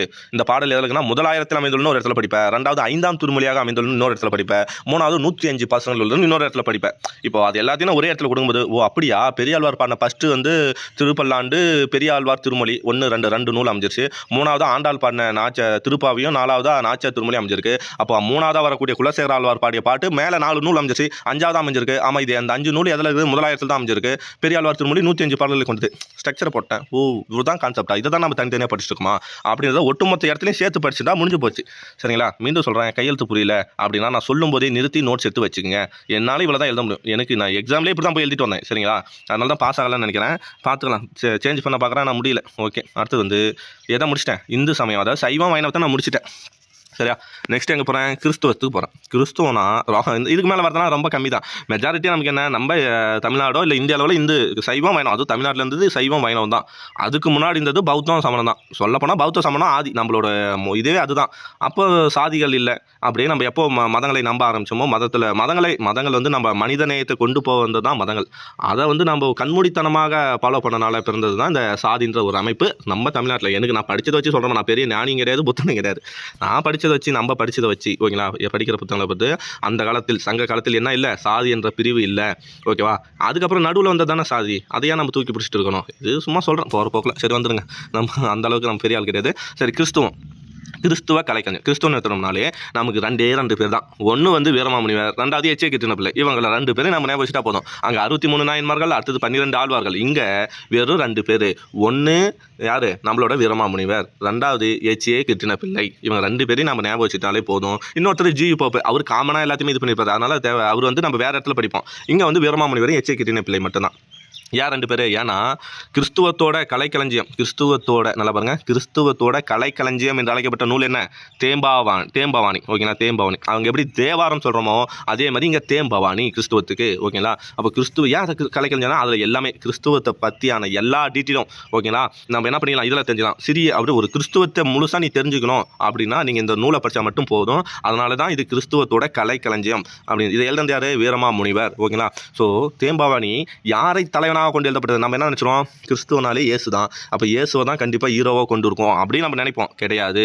இயேசுவோட வளர்ப்பு தந்தையோட பேர் என்ன? எப்படி ஆழ்வாரோட வளர்ப்பு தந்தை பெரியாழ்வாரோ, அது மாதிரி இயேசுவோட வளர்ப்பு தந்தை பேர் வந்து சூசையப்பர், ஜோசப். அவருக்கு என்ன பேர்? அவரோட ஆக்சுவலாக என்ன, சூசையப்பர், அவருக்கு என்ன பேர்? ஜோசப் தான் அவரோட பேர். நம்ம இங்கிலீஷில் தானே, ஏன்னா இயேசு கிறிஸ்துன்றது ரோமில் பிறந்தவர் இல்லையா, அப்போ இயேசுனா அவரோட அப்பா பேர் என்ன வந்திருக்கணும்? ஜோசப். ஜீசஸ் தான், ஓகே, அவரோட அப்பா பேர் ஜோசப். அந்த ஜோசப்பை நம்ம தமிழ் மொழியில் என்ன வாக்குறோம்? யோசோப்பு, சூசை, ஓகேங்களா, இப்படிலாம் நடக்கிறோம். எத்தியோப்பிய மொழியில் சூசை என்பதற்கு வளன் என்று பொருள். என்ன மொழியில்? நல்லா கவனி, எத்தியோப்பிய மொழியில் சூசைன்னு இருக்கும். அதை தமிழில் ஆக்கும்போது என்ன ஆக்குறோம்னா வளன் சொல்லி ஆக்கியிருப்பார். எத்தியோப்பிய மொழியில் சூசைன்ற இருக்கிற பேரை தான் வளன்னு சொல்லி தமிழாக்கம் செய்திருப்பார் வீரமாமுனிவர். அந்த அளவுக்கு அவர் தமிழை வந்து நன்கு உணர்ந்து கற்றுக்கிறாரு, ஓகேவா. சூசை, வளன், ஜோசப், ஏசோப்பு, ஓகேவா, இது எல்லாமே ஒரே பேர் தான், இயேசுவோட வளர்ப்பு தந்தை தான், ஓகேங்களா. சூசை மாமுனிவன் கொடுத்துருப்பான், அதுவும் அதே கான்செப்ட் தான், ஓகேவா. சரி, அடுத்தது ஆனால் நம்ம 10th புக்கில் ஒரு பாட்டு இருக்கும் இல்லையா, அந்த ஒரு பாட்டு யாரை வந்து மெயின் கான்செப்டாக வச்சு பாடிருக்கோம்னா யோவானை வச்சு. யோவான் என்ன பண்ணுறோம்? கருணையன், அருளப்பன், ஓகேங்களா. அந்த நபரை வந்து கான்செப்டாக வச்சு பாடிருக்கோம். ஆனால் அதுக்குன்னு அவர் தலைவர் கிடையாது. தலைவன் வந்து யார்? இப்போ தலைவன் வந்து சூசை தான், ஓகேங்களா. அந்த ஒரு இடத்துல தலைவன் பாடும்போது ஒரு இடத்துல யோவானை பற்றி கேரக்டரை கொண்டு வரதுக்காக யோவானை பற்றி பாடிருப்பாங்க. 10th புக்கில் இருக்கிற பாட்டை கொடுத்து இதில் யாரை பற்றி பாடுங்கன்னா யோவானை பற்றி பாடிருக்கு. ஒட்டுமொத்த தேம்பாவணியோட பாட்டோட தலைவனாக கேட்டால் சூசையப்பர், வளன், ஓகேவா. நெக்ஸ்ட் இதில் எத்தனை காண்டம் இருக்குன்னா 3 காண்டம். எப்படி ராமாயண கம்பராமாயணத்தில் 6 காண்டங்கள் உள்ளதுன்னு படிக்கிறோம் இல்லையா, அது மாதிரி இப்போ இதில் சிலப்பதிகாரத்தில் 3 காண்டம் உள்ளதுன்னு சொல்கிறோம் இல்லையா, அது மாதிரி தேம்பாவணியோட பெரும்பிரிவுக்கு பேர் என்ன காண்டம் 3 காண்டங்களை உடையது. அதோட உட்பிரிவு என்னன்னா 36 படலங்களை உடையது. 3 அப்படியே பாருங்க, ஒவ்வொன்றும் எக்ஸ்ட்ரா போகுது. 3 கட்டு ஒரு 6 போடுறேன், அப்புறம் 36 இருந்தது, 36 கட்டு ஒரு 15 போடுறேன், அவ்வளோதான். 3615 விருத்தப்பா. என்ன பாவால் ஆனது? விருத்தப்பா. ஓகேங்களா, விருத்தப்பா. தமிழில் அமைந்த முதல் விருத்தப்பா பாடல் என்ன? விருத்த காப்பியம் சீவக சிந்தாமணி. விருத்தப்பா பல்லவதில் வல்லவர் யாரு? விருத்தம் என்னும் ஒன்பாவுக்கு உயர் கம்பன். கரெக்டாக அந்த விருத்தத்தில் பாடியிருக்காரு. 90 சந்த வகை. எக்ஸ்ட்ரா நமக்கு தெரியாத ஒரு டேட்டா என்ன? 90 சந்த வகை. ஓகேங்களா, சந்தங்கள் வந்து ஓசை நாயன்னு சொல்கிறோம் இல்லையா, 90. ஓகேவா, அவ்வளோதான். வீரமாமுனிவரை நான் தேம்பாவணியை ஷார்ட்டாக முடிச்சிட்டேன். நீங்கள் போய்ட்டு என்ன பண்ணோம்? தேம்பாவணி படிக்கும்போது இன்னும் கொஞ்சம் டீட்டெயிலாக நம்ம படிச்சுப்போம். ஓகேங்களா, வீரமாமுனியோட இயற்பேர் என்ன? கான்ஸ்டான்டின் ஜோசப் பெஸ்கின்னு படிப்போம். ஓகேங்களா, வீரமாமுனிவர் எங்கே வந்தார், என்ன பண்ணார், என்னென்ன பட்டங்கள் வாங்கினார், இஸ்மா சன்னியாசி என்று அழைக்கப்பட்டவர் யார்? ஓகேங்களா, அதெல்லாம் சேர்த்து படிச்சிங்க, அவ்வளோதான். ஓகேவா. அடுத்தது எச்.ஏ. கிருட்டிணப்பிள்ளை. இவர் யாரா? வீரமாமுனிவர் அடுத்து எச்.ஏ. கிருட்டிணப்பிள்ளை. கிறிஸ்துவ கம்பரா? ஏன் கிறிஸ்துவ கம்பர்? எதுக்கு இந்த பேர் வருது? நல்லா நீங்கள் என்ன குழப்பிவிடனா, தேம்பாவணி. கிறிஸ்துவ கம்பர்னு வந்தால் நீங்கள் வீரமாமுனிவர் போயிடக்கூடாது. கிறிஸ்துவத்தின் கலைக்களஞ்சியம்னா தேம்பாவணி. கிறிஸ்துவத்தின் தேவாரம் ரச்சனைய யாத்திரியம். கிறிஸ்துவ தேவாரம் என்று அழைக்கப்படும் நூல் என்ன? ரச்சனைய மனோகரம். சரி, கிறிஸ்துவ தேவாரம் என்று அழைக்கப்படும் நூல் ரச்சனைய மனோகரம். அப்போ கிறிஸ்துவ கலைக்களஞ்சியம்னா தேம்பாவணி. கிறிஸ்துவ மனோகரம்னா யாரு? ரச்சனைய மனோகரம். ஓகேங்களா, கிறிஸ்துவ தேவாரம் என்று அழைக்கப்பட்டது ரச்சனைய மனோகரம். ஓகே, இந்த மாதிரி சிறப்பான நூலை எழுதியிருக்கனால இவர் கிறிஸ்துவ கம்பர் என்று அழைக்கப்படுறாரு. கம்பருக்கு ஈக்குவலா ஒரு இந்து சமயத்தில் எப்படி கம்பரோ அது மாதிரி கிறிஸ்துவ சமயத்தில் கம்பர் யாருன்னு கேட்டால் இவர் தான், எச்.ஏ. கிருட்டிணப்பிள்ளை. அதே மாதிரி இஸ்லாம் சமயத்தில் கம்பர் யாருன்னு கேட்டோம்னா யாரு? ஒரே ஒரு ஆள் நமக்கு யார் ஞாபகம்? உமர் புலவர் தான், அவர் தான். ஓகேவா, இஸ்லாமிய கம்பர் இவர் உமர் புலவர், கிறிஸ்துவ கம்பர் எச்.ஏ. கிருட்டிணப்பிள்ளை. சரிங்களா, ஓகே. ஓகே, ரச்சனைய யாத்திரிகம் இவர் எழுதியிருக்க நம்ம புக்கில் கொடுத்துருக்க நூல் என்னன்னா ரச்சனைய யாத்திரிகம் தான் நம்ம புக்கில் கொடுத்துருப்பாங்க. வேறு எந்த பாடலும் இருக்காது. ரச்சனைய யாத்திரிகம். ரச்சனை யாத்திரிகம்னா என்ன? அதாவது யாத்திரிகம்னாலே என்ன அர்த்தம்? பயணம். யாத்திரிகம் செய்கிறேன் அப்படின்னு சொல்லுவேன்ல, ரத யாத்திரிகம் அப்படிலாம். ரச்சனைய யாத்திரிகம்னா பயணம். ரச்சனைன்றது புனிதமிக்க அப்படின்னு அர்த்தம். ஓகேவா, நான் மோட்சத்தை தேடி போகக்கூடிய ஒரு பயணம் சொல்கிறான். தி பில்கிரிம்ஸ் ப்ராக்ரஸ். பில்கிரிம்னா என்ன அர்த்தம்? பில்கிரிம்ஸ்னா என்ன அர்த்தம்? இந்த அவங்க பேர் என்ன, சமயவாதிகள் வந்து இப்போ இது பண்ணுவாங்க இல்லையா, அவங்க தான் பில்கிரிம்ஸ், புனித பயணம்னு அர்த்தம். ஓகேங்களா, தி பில்கிரிம் ப்ராக்ரஸ் அப்படின்ற ஒரு ஆங்கில நூல். அந்த நூலை எழுதுறது ஜான் பனியன். அப்போ ஜான் பனியன் எழுதிய தி பில்கிரிம் ப்ராக்ரஸ் என்னும் நூலை தழுவி எழுதப்பட்ட நூல் தான் ரச்சனைய யாத்திரிகம். அப்படியே அதை தமிழில் தழுவி எழுதியிருக்காரு. அதே மாதிரி ஓகேங்களா, ரச்சனைய யாத்திரிகம் தி பில்கிரிம் ப்ராக்ரஸ் என்று ஜான் பனியன் எழுதிய தழுவல் நூல் தான். அதை எழுதியே அதை பார்த்து தழுவியே எழுதிய நூல் கேட்டதான் ரச்சனைய யாத்திரிகம். இந்த ரச்சனைய யாத்திரிகம் 5 பருவங்களை உடையது. ஓகேங்களா, இங்கே என்ன இருக்குது? காண்டம் கிடையாது, இங்கே வந்து பருவம். 5 பருவங்களையும் 47 படலங்களையும் 3622 பாடல்களையும் உடையது. 5 பருவம் 40 படலம். ஞாபகம் வச்சுங்க, 5 47 பருவம், 5 பருவம் 47 படலம், 3622 பாடல்களை கொண்டது. ஓகேவா, ஞாபகம் வச்சுங்க. தேம்பாவணி 3615 விருத்தப்பா பாடல் தான், இதுவும் பாடல் தான். 1992 பாடல். ஓகே, இவர் எழுதிய மற்ற நூல்கள் என்ன? எச்.ஏ. கிருட்டிணப்பிள்ளை. எச்.ஏ. கிருட்டிணப்பிள்ளை இருக்கும். Entry Albert Krishna Pillai. ஓகேங்களா, கிருஷ்ண இஸ் வருது இல்லையா, இஸ்ன்றது வடமொழி சொல்லு. அதுக்கு பதிலாக நம்ம பேரில் தமிழ் மொழி ஆக்கியிருக்காங்க. இஸ்ஸுக்கு பதிலாக இட்டு கிருட்டிணப்பிள்ளை. விஷ்ணு விட்டுணு சித்தர், கிருட்டிணப்பிள்ளை கிருஷ்ண பிள்ளை தான் கிருட்டிணப்பிள்ளைன்னு எழுதுறாங்க. ஓகேவா, அந்த என்ட்ரி ஆல்பர்ட்ன்றது அவருக்கு வந்து தமிழ் மொழி சொல்லி கொடுத்தவரோட ஆசிரியரோட பேர் நினைக்கிறேன். அதை தூக்கி முன்னாடி வச்சுப்பார். ஓகேவா, சரி. நெக்ஸ்ட் ரச்சனைய மனோகரம். அவர் எக்ஸ்ட்ரா என்ன நூல் ரச்சனைய மனோ. அப்போ ரச்சனையன் பேர் வந்தால் நம்ம யாரை போட்டலாம்? நம்ம வந்து கண்ண மட்டும் எச்.ஏ. கிருட்டிணப்பிள்ளையே போட்டலாம். ரச்சனைய மனோகரம். இந்த நூல் தான் தேவாரம் மாதிரி ஈக்குவலாக, தேவாரம் எப்படி இருந்துச்சோ அந்த அளவுக்கு சிறப்பாக இருந்துச்சான். அதனால கிறிஸ்துவ தேவாரம் என்று அழைக்கப்படும் நூல் என்ன? ரச்சனைய மனோகரம். ஓகேவா, அதே மாதிரி ரச்சனைய குரல். ரச்சனைய குரல் போற்றி துருவ. ரச்சனைய பலா. ஓகே, ரச்சனைய பலான்னு ஒரு நூல் எழுதியிருக்காரு. ப்ளஸ் போற்றி துருவகள். ஒரே ஒரு நூல் டிஃப்ரெண்டாக இருக்குதுன்னா போற்றி திருவகள். கேள்வி கேட்டிருக்கான். போற்றி திருவகள் என்ற நூலை எழுதியவர் யார்? போற்றி திருவகள் என்ற நூலை எழுதியவர் ப்ரீவியஸ் கொஸ்டின் அடிக்கடி கேட்டிருக்கான். ஸோ ஆன்சர் என்ன? கிறிஸ்துவ கம்பர் எழுதிய கிறிஸ்துவர் கம்பராகிய எச்.ஏ. கிருட்டிணப்பிள்ளை. ஓகே, அவ்வளோதான் கிறிஸ்துவம். ஓகேவா, ப்ளஸ் எக்ஸ்ட்ரா ஒன்று ஏசு காவியம் என்ற நூலை எழுதியவர் யார்? இது உங்களுக்கான கொஸ்டின். ஓகேங்களா, முடிஞ்சால் கமெண்ட் பண்ணுங்கள். ஏசு காவியம் நீங்கள் படிச்சிருப்பீங்க. ஏசு காவியம் என்ற நூலை எழுதியது யார்? கமெண்ட் பண்ணுங்கள். ஓகேங்களா, யாரும் பண்ண மாட்டீங்க, ஏன்னா இந்த அளவுக்கு யாரும் வீடியோவே பார்க்க மாட்டீங்க. எப்படியும் 5 நிமிஷம் ஓட்டி தள்ளிட்டு போயிருவீங்க. நான் ஒரு பைத்தியக்காரனாட்டு இதெல்லாம் எக்ஸ்பிளைன் பண்ணியிருக்கேன். இருந்தாலும் பரவாயில்ல, எனக்கே இது யூஸ் ஆகும், அதனால நான் சொல்லிட்டு இருக்கிறேன். ஓகே, இஸ்லாம் சமயம். ஓகேங்களா, இஸ்லாம் சமயம். அப்போது நான் கிறிஸ்துவத்தை முடிச்சுட்டேன், அதுக்கடுத்து இஸ்லாமுக்கு வரேன். இஸ்லாம்னாலே எனக்கு ஞாபகம் இருக்குது, எனக்கு இல்லை, ஒட்டுமொத்தமாகவே என்ன வந்துன்னா, அப்போது இஸ்லாமியத்தில் அதிக இலக்கியவாதிகள் இல்லை தமிழ்நாட்டில். காரணம் என்னென்னா, அன்றைக்கி இஸ்லாம் வந்து அந்த அளவுக்கு இடத்தை பிடிக்கலை. ஓகே, ஆனால் இஸ்லாம் வந்து அன்றைக்கே ஒரு நல்ல, அன்றைக்கும் இன்றைக்கும் நல்ல கோட்பாட்டை கூடக்கூடிய ஒரு சமயம். அந்த இஸ்லாம் சமயத்தில் ஓகேங்களா, சீரா புராணம் புராணம். யாரோட? இஸ்லாம் சமயம். எப்படி கிறிஸ்துவ சமயத்துக்கு இயேசு கிறிஸ்துவோ அது மாதிரி இஸ்லாம் சமயத்துக்கு வந்து முகமது நபி. அந்த முகமது மதிப்புக்குரிய அந்த முகமது நபிகளை ஓகேவா அவரோட வாழ்க்கை வரலாற்றை கூறும் நூல் தான் சீரா புராணம். ஓகேங்களா? ஸோ இந்த சீரா புராணத்தை உமரு புலவர்ன்றது ஒரு புலவர். அவர் எங்கே இருக்காரு? நம்ம திருநெல்வேலி சைடில் இருக்கிறார். ஓகேங்களா? கடிகை முத்து புலவரோட சீடர் கடிகை முத்து புலவர்ன்ற அந்த புலவர்கிட்ட ஒரு மாணவனாக இருக்கக்கூடியவர் தான் உமரு புலவர். அந்த உமரு புலவர் என்ன பண்ணுறாருன்னா நிறைய நூல்களை எழுதுறாரு. அப்போது அவர்கிட்ட ஓகேங்களா நான் வந்து முகமது நபிகளோட வாழ்க்கை வரலாற்றை எழுத போகிறேன், எனக்கு வந்து ஆதரிங்க அப்படின்னு சொல்லி. ஆதரிங்கன்னா என்ன? நான் வந்து என்னோட வேலை இப்போ என்ன நூல் எழுதுறது மட்டும் தான். அப்போ என்னோட பொருட்செலவுக்கும் அந்த நூல் எழுத தேவைப்படுற பொருட்செலவுக்கும் அவரை பற்றி நான் தேடி ஆராய்ஞ்சு எழுதணும் இல்லையா? ஸோ அதுக்கான வசதிகள் எல்லாம் ஏற்படுத்தி என்ன ஆதரிங்க அப்படின்னு சொன்னேன் அப்படின்னு இவர் ஒருத்தர்கிட்ட கேட்குறாரு. அப்போ உமரு புலவரை ஆதரித்தவர் தான் யாருன்னு கேட்டோம்னா சீதா காதி. அவருக்கு ஒரு பேர் இருக்கும், அபுல் காசிம் மாரக்கேரோ ஏதோ முழு பேர் இருக்கும். ஓகேங்களா? அபுல் காசிம் மாரக்கேர்னு நினைக்கிறேன் முழு பேர். ஓகேவா? சீரா புராணத்தை எழுதியவர் யார் கேட்டால் உமரு புலவர். அவர் ஆதரித்த வள்ளல் யாருன்னா சீதா காதி. அந்த சீதா காதியும் இறந்துடுவார். உமரு புலவர் சீரா புராணம் எழுதுறதுக்கு முன்னாடி இறந்துடுவார். அதனால இன்னொருத்தர் அவரை ஆதரிப்பார். அவர் பேர் அபுல் காசிம். ஓகேங்களா? அபுல் காசிம் மாரக்கேர் ஒன்று, அபுல் காசிம்னு நினைக்கிறேன் ரெண்டாவது ஆள். ஓகேவா? அதே மாதிரி உமரு புலவர் வந்து இஸ்லாமியத்தில் அமைந்த சிறப்பான நூல். நம்ம தமிழ் இலக்கியம் கேட்குறேன் நான் வந்து குரான் அதெல்லாம் நிறைய இருக்குது மற்ற மொழிகளில். நம்ம தமிழில் அமைந்த ஒரு சிறப்பான நூல் எதுக்கிட்டா சீரா புராணம். அந்த சீரா புராணத்தை எழுதியவர் உமரு புலவர். அதனால் உமரு புலவர் எழுதிய சீரா புராணத்துக்காக இஸ்லாமிய கம்பர் என்ற பட்டம் இருக்கு. ஓகேங்களா? இஸ்லாமிய கம்பர். கிறிஸ்துவ கம்பர் யார்? நம்மளோட எச்ச கிட்டின பிள்ளை. ஓகேவா? இஸ்லாமிய கம்பர் யார்? உமரு புலவர். வேறு யாரும் அந்த இடத்த பிடிக்க முடியாது இல்லையா? வேறு யாருக்கு அந்த பட்டத்தை கொடுக்க முடியும்? இவர் எழுதிய அந்த சீரா புராணம் 3 காண்டங்களையும் 5027 பாடல்களையும் 2 பாகம் 92 பாடல் 3 காண்டம் அதை 2ஆக பிரிச்சிருக்கான். 2 பாகமாக பிரிச்சிட்டான். அந்த 2 பாகத்தில் மொத்த பாடல்கள் எத்தனைன்னு கேட்டோம்னா படலம் 3 காண்டம் 92 படலம் 5027 பாடல். இது மட்டும் ஞாபகம். 3 காண்டம் 92 படலம் 5027 பாடல். ஓகேவா? சரி ஓகே. சீரா புராணம் ஒன்றும் இல்லை, 2 பாட்டு தான் இருக்கும். ஒன்று புது புக்கில் ஒன்று பழைய புக்கில் ஒன்று இருக்குன்னு நினைக்கிறேன். அந்த முகமது நபிகள் வந்து மெக்காவை விட்டு வெளியேறுவார்.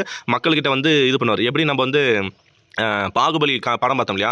அவர் வந்து அரண்மனை விட்டு வெளியே போகணும்னு சொல்லிடுவாங்க இல்லையா? அப்போ அவர் வெளியே போகணுன்னா மக்கள் என்ன பண்ணுவாங்க? கொண்டாடுவாங்க. ஏன்னா சாமி நம்மளை நோக்கி வந்துருச்சுடா அப்படின்னு சொல்லிட்டு கொண்டாடுவாங்க இல்லையா?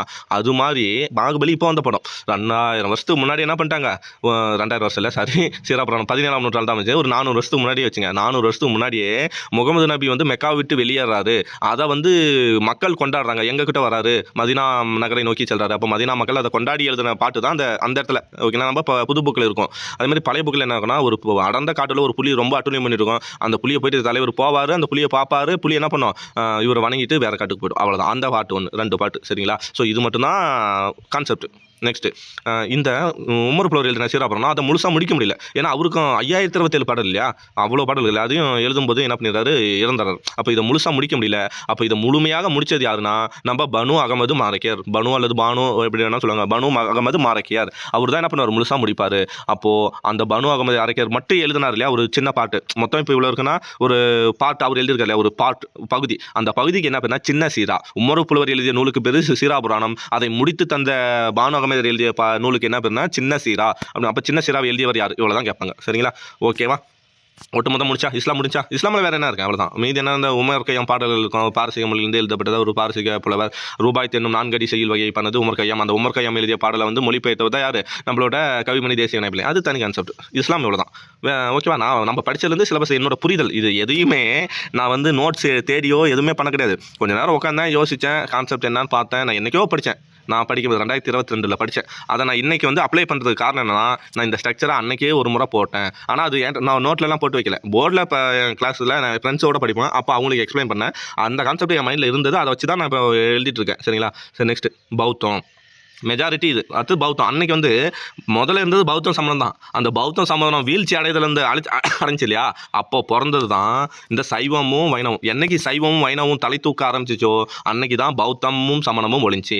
நாம் ஞாபகம் வச்சுங்க. நல்லா பாருங்கள். 8000 சமணத்துறவிகள் ஞாபகம் தான். நாலடியார் எழுதியிருப்பாங்க 8000 சமணத்துறவிகள். அதே மாதிரி பௌத்தம் இருக்குல்ல, இந்த திருஞான சம்பந்தரோ இல்லை வந்து திருநாவுக்கரசரோ இந்த மாதிரி இருக்கிற இவங்கெல்லாம் என்ன பண்ணுவாங்கன்னா பௌத்த சமயத்து என் சமயம் தான் முதன். அன்னைக்கு சும்மா நான் இதாக சொல்லலை, சொல்கிறேன், படித்ததை வச்சு சொல்கிறோம். ஓகேங்களா? இந்த சமயவாதிகள் என்ன பண்ணுவாங்கன்னா போயிட்டு மற்ற சமயவாதிகளோட போரிடுவாங்க. அது என்ன போர்னா சொற்போர். நான் ஒரு பாட்டு பாடுவேன், நீ ஒரு பாட்டு பாடுவேன், யாருடைய பாட்டு சிறப்பாக இருக்கோ அப்படின்னு சொல்லி பாடுவாங்க. அதன் அடிப்படையில் ஓகேங்களா பௌத்த சமயமாக இருக்கட்டும் இல்லை சமண சமயம் இருக்கட்டும், அந்த சமண முனிவர்கள் எல்லாம் நம்ம திருஞான சம்பந்தர் பாட்டு படி தோக்கடிச்சிருப்பாங்க. அப்படிலாம் நீங்கள் பாட்டு இருக்கும். அது பேர் தான் திருஞான சம்பந்தர். வந்து திருஞான சம்பந்தரோட சிறப்பு என்னன்னா 8ஆம் பாடல் வந்து புத்த மதத்தையும் சமண மதத்தையும் வந்து என்ன பண்ணிருப்பாரு? வாதிட்டு பாடி ஜெயிச்சு இருப்பாரு. அதை மாதிரி கொடுத்துருப்பாங்க. ஓகேங்களா? இந்த மாதிரி இவங்கெல்லாம் என்ன பண்ணுறாங்க? சைவ சமயம் சிவன் தான் சிறந்தவர் அப்படின்னு சொல்லிட்டு பாடி பாடி சொல்கிறேன். நான் வந்து படித்தது அடிப்படையில் சொல்கிறேன், நான் எந்த சமயத்தையும் இதாக சொல்லலை. ஓகேங்களா, வரலாற்றை சொல்கிறேன், அவ்வளோ எனக்கு தெரிஞ்சு அறகுறையாக தான் தெரியுது. அதை வச்சு நான் சொல்கிறேன், நமக்கு மார்க்குக்காக சொல்கிறேன்ப்பா, நான் வந்து ரியாலிட்டியை சொல்ல. ஓகேவா, நான் என்னோட புரிதல் நம்ம இப்படி எடுத்துகிட்டு போகிறோம், அவ்வளோதான். ஓகேவா, என்ன பண்ணுறாங்க, சைவம் வைணவம் தலை தோங்க ஆரம்பிக்குது, அதன் அடிப்படையில் பௌத்தமும் சமணமும் அழியுது. ஓகேங்களா, கிட்டத்தட்ட ஏறத்தாழ அழிஞ்சு போச்சு அன்னைக்கு. அதன் அடிப்படையில் தான் சைவமும் சமயமும் வளர்ந்து வருது. ஓகேவா, இவங்க வந்து பாட்டு பாடுவாங்க, அவங்க வீழ்ச்சி அடைவாங்க. அப்படி போச்சு, 8000 சமண முனிவர் போடுவாங்க. இந்த பக்கம் வந்து பௌத்தமோ அந்த அளவு ஓரளவு போகும். குண்டலகேசி என்ற நூலுக்கு ஆப்போசிட்டாக வந்தது தான் நீலகேசி. பௌத்தன்றது வந்ததில் என்ன, மணிமேகலை, குண்டலகேசி. மணிமேகலை எழுந்து யார் உங்களுக்கு தெரியும், ஸ்ரீதலை சாத்தனா. நமக்கு வந்து பௌத்தத்தில் என்ன மெயினான மெஜாரிட்டியான நூல் என்ன, மணிமேகலையும் குண்டலகேசி தான். ஐம்பெருங்காப்பியங்களில் வந்துடும். அதேமாதிரி சமணனா உங்களுக்கு நிறைய வரும், அந்த 17 கீழ்கணக்கு நூல்கள், நாலடியார் பாடினதோ, ஓகேங்களா, அது மாதிரி வந்து முன்றுரை அரையனாரோ, அதெல்லாம் சும்மா அது இதாக இருக்கும். மொத்தமாக சமணத்தை பற்றி மட்டும் சொல்கிறக்கூடிய நூல் எதுனா நீலகேசி வரும். ஒரு சில பாடல் வரும் புக்கில், ஒரே ஒரு கடவுள் வாழ்த்து பாட்டு இருக்குன்னு நினைக்கிறேன். அவ்வளோதான். இது நம்ம அங்கங்கே படிச்சிட்டோம் ஆல்ரெடி, 17 கீழ்கணக்கு படிக்கும்போதே படிச்சிட்டோம். இதுதான் கான்செப்ட். ஓகேவா ஞாபகம் தான், பார்த்துங்க. சரிங்களா, இது மாதிரி ஸ்ட்ரக்சர், இது என்னோட இதுக்கு நான் போட்டதுப்பா. உங்களோட அண்டர்ஸ்டாண்டுக்கு இது மாதிரி புரிஞ்சு நீங்கள் படிங்க. ஒன்று, படிக்கிறதுக்கு முன்னாடியே ஒரு புரிதல் வேண்டும். அப்படி இல்லைங்களா, படித்து முடித்து அதுலேருந்து ஒரு புரிதல் வரணும். இது ரெண்டும் இல்லாமல் வரேன் ஏனோ தானோ எடுத்து படிக்கணும், கண்டிப்பாக ரொம்ப ரொம்ப கஷ்டமாக இருக்கும். ஓகேங்களா, புரிஞ்சிக்காமல் நான் இருக்கிறத மட்டும் படிக்கிறேன், எக்ஸ்ட்ரா எஃபர்ட் போடாமல் புக்கில் இருக்கிறத மட்டும் படிக்கிறேன் அப்படின்னா கண்டிப்பாக நம்மளால் எந்த கொஸ்டின் இப்போது இந்த மாதிரி ஸ்ட்ரக்சரை உருவாக்கிட்டு கண்மூடித்தனமாக எந்த கொஸ்டின் கேட்டாலும் என்ன பண்ண முடியும், ஆன்சர் எழுத முடியும், ஆன்சர் போட முடியும். இந்த மாதிரி ஒரு புரிதல் வேண்டும். இந்த புரிதலை ஒவ்வொரு டைமும் நானோ இல்லை வேறு யாரோ சொல்லி தருவாங்கன்னு நீங்கள் நினைக்காதீங்க. இந்த புரிதலை நீங்கள் தான் உருவாக்கணும். ஓகேங்களா, படிக்கிறது வேறு, புரிஞ்சிக்கிறது வேறு. நான் 10 வருஷமாக படிக்கிறதுனாலும் உங்களோட புரிதல் இல்லைனா பாஸ் ஆக முடியாது. நான் சார் இப்போ தான் சார் படிக்க ஆரம்பித்தேன் அப்படின்னாலும் புரிதல் அடிப்படையில் இருந்தால் அட்லீஸ்ட் நம்ம நெருங்கலாம், பாஸ் ஆகிறதாச்சும் நெருங்கலாம். ஓகேங்களா, சரி. இது மாதிரி இப்போ என்ன பண்ணுவோம், அடுத்தது இண்டிவிஜுவலாக திருஞான சம்பந்தர், திருநாவுக்கரசர், சுந்தரர், மாணிக்கவாசகர், இவங்க 4 பேர், திருமூலர், இவங்களை பற்றி மட்டும் தனியாக அவங்களோட டேட்டாஸ் எடுத்து படிக்கணும். அதுக்கப்புறம் இந்த பக்கம் வீரமாமுனிவரை பற்றி படிக்கணும், உமறுப்புலவரை பற்றி படிக்கணும், அவங்க நூலை பற்றி படிக்கணும். இப்போ தனித்தனியாக எடுத்து படிச்சிங்கன்னா ரொம்ப ஈஸியாக புரியும். ஓகேவா, சரி. எனக்கு டைம் இல்லை. ஓகே, கண்டிப்பாக இது உங்களுக்கு யூஸ்ஃபுல்லாக இருக்கும்னு நினைக்கிறேன். ஆனால் கடைசி வரையும் யாரும் வீடியோ பார்த்துருக்க மாட்டீங்க. ஓகேவா, சரி. பாருங்கள், முடிஞ்ச அளவுக்கு நான் ஒரு கொஸ்டின் கேட்டேன், அது மட்டும் கமெண்ட் பண்ணுங்கள். இயேசு காவியம் என்ற நூலை எழுதியவர் யார்? ஓகேவா, யூடியூப்பில் வந்து நியோ டிஎன்பிசி அப்படின்ற அளவுக்கு நான் போயிட்டுருக்கேன். நம்ம டெஸ்ட் பேட்சும் நான் ஓரளவு போயிட்டுருக்கு. ஓகேங்களா, அதனால் முடிஞ்ச அளவுக்கு நான் நல்லா கொண்டு போகிறேன்னு நினைக்கிறேன். ஆனால் அப்பப்போ கிளாஸ் எடுக்க முடியல, எக்ஸ்பிளைன் வீடியோ டைம் இருக்கும்போது நான் போடுறேன். ஓகேவா, okay. Thank you bye Neo. Test பேட்சில் ஜாயின் ஆகும்னு நினச்சினா ஆல்ரெடி முன்னாடி இருக்கிற வீடியோவில் டேட்டா சொல்லிட்டேன். ஒவ்வொரு இதுலையும் எனக்கு சொல்ல விரும்பல. ஓகேங்களா, நீங்கள் சேர்ந்தாலும் நல்ல டெஸ்ட் பேட்சை போய் சேருங்க, முடியாதவங்க இதில் சேருங்க, அவ்வளோதான். சரிங்களா, okay, bye. Thank you bye Neo. ஓகேவா, பார்த்துங்க. இதுக்கு முன்னாடி 3வது டெஸ்ட் எழுதி போட்டிருக்கேன், அதோட கீ ஆன்சர் எக்ஸ்பிளைன் பண்ணுறேன், அந்த வீடியோ பார்த்துங்க. முதல் டெஸ்ட்டு போட்டிருக்கேன், 2வது டெஸ்ட்டு நான் முடிஞ்ச அளவு போடுறேன். நல்லா பாருங்கள், முக்கியமான வீடியோஸ்லாம் நான் போட்டிருக்கேன், அதெல்லாம் பார்த்துங்க. Thank you bye neo.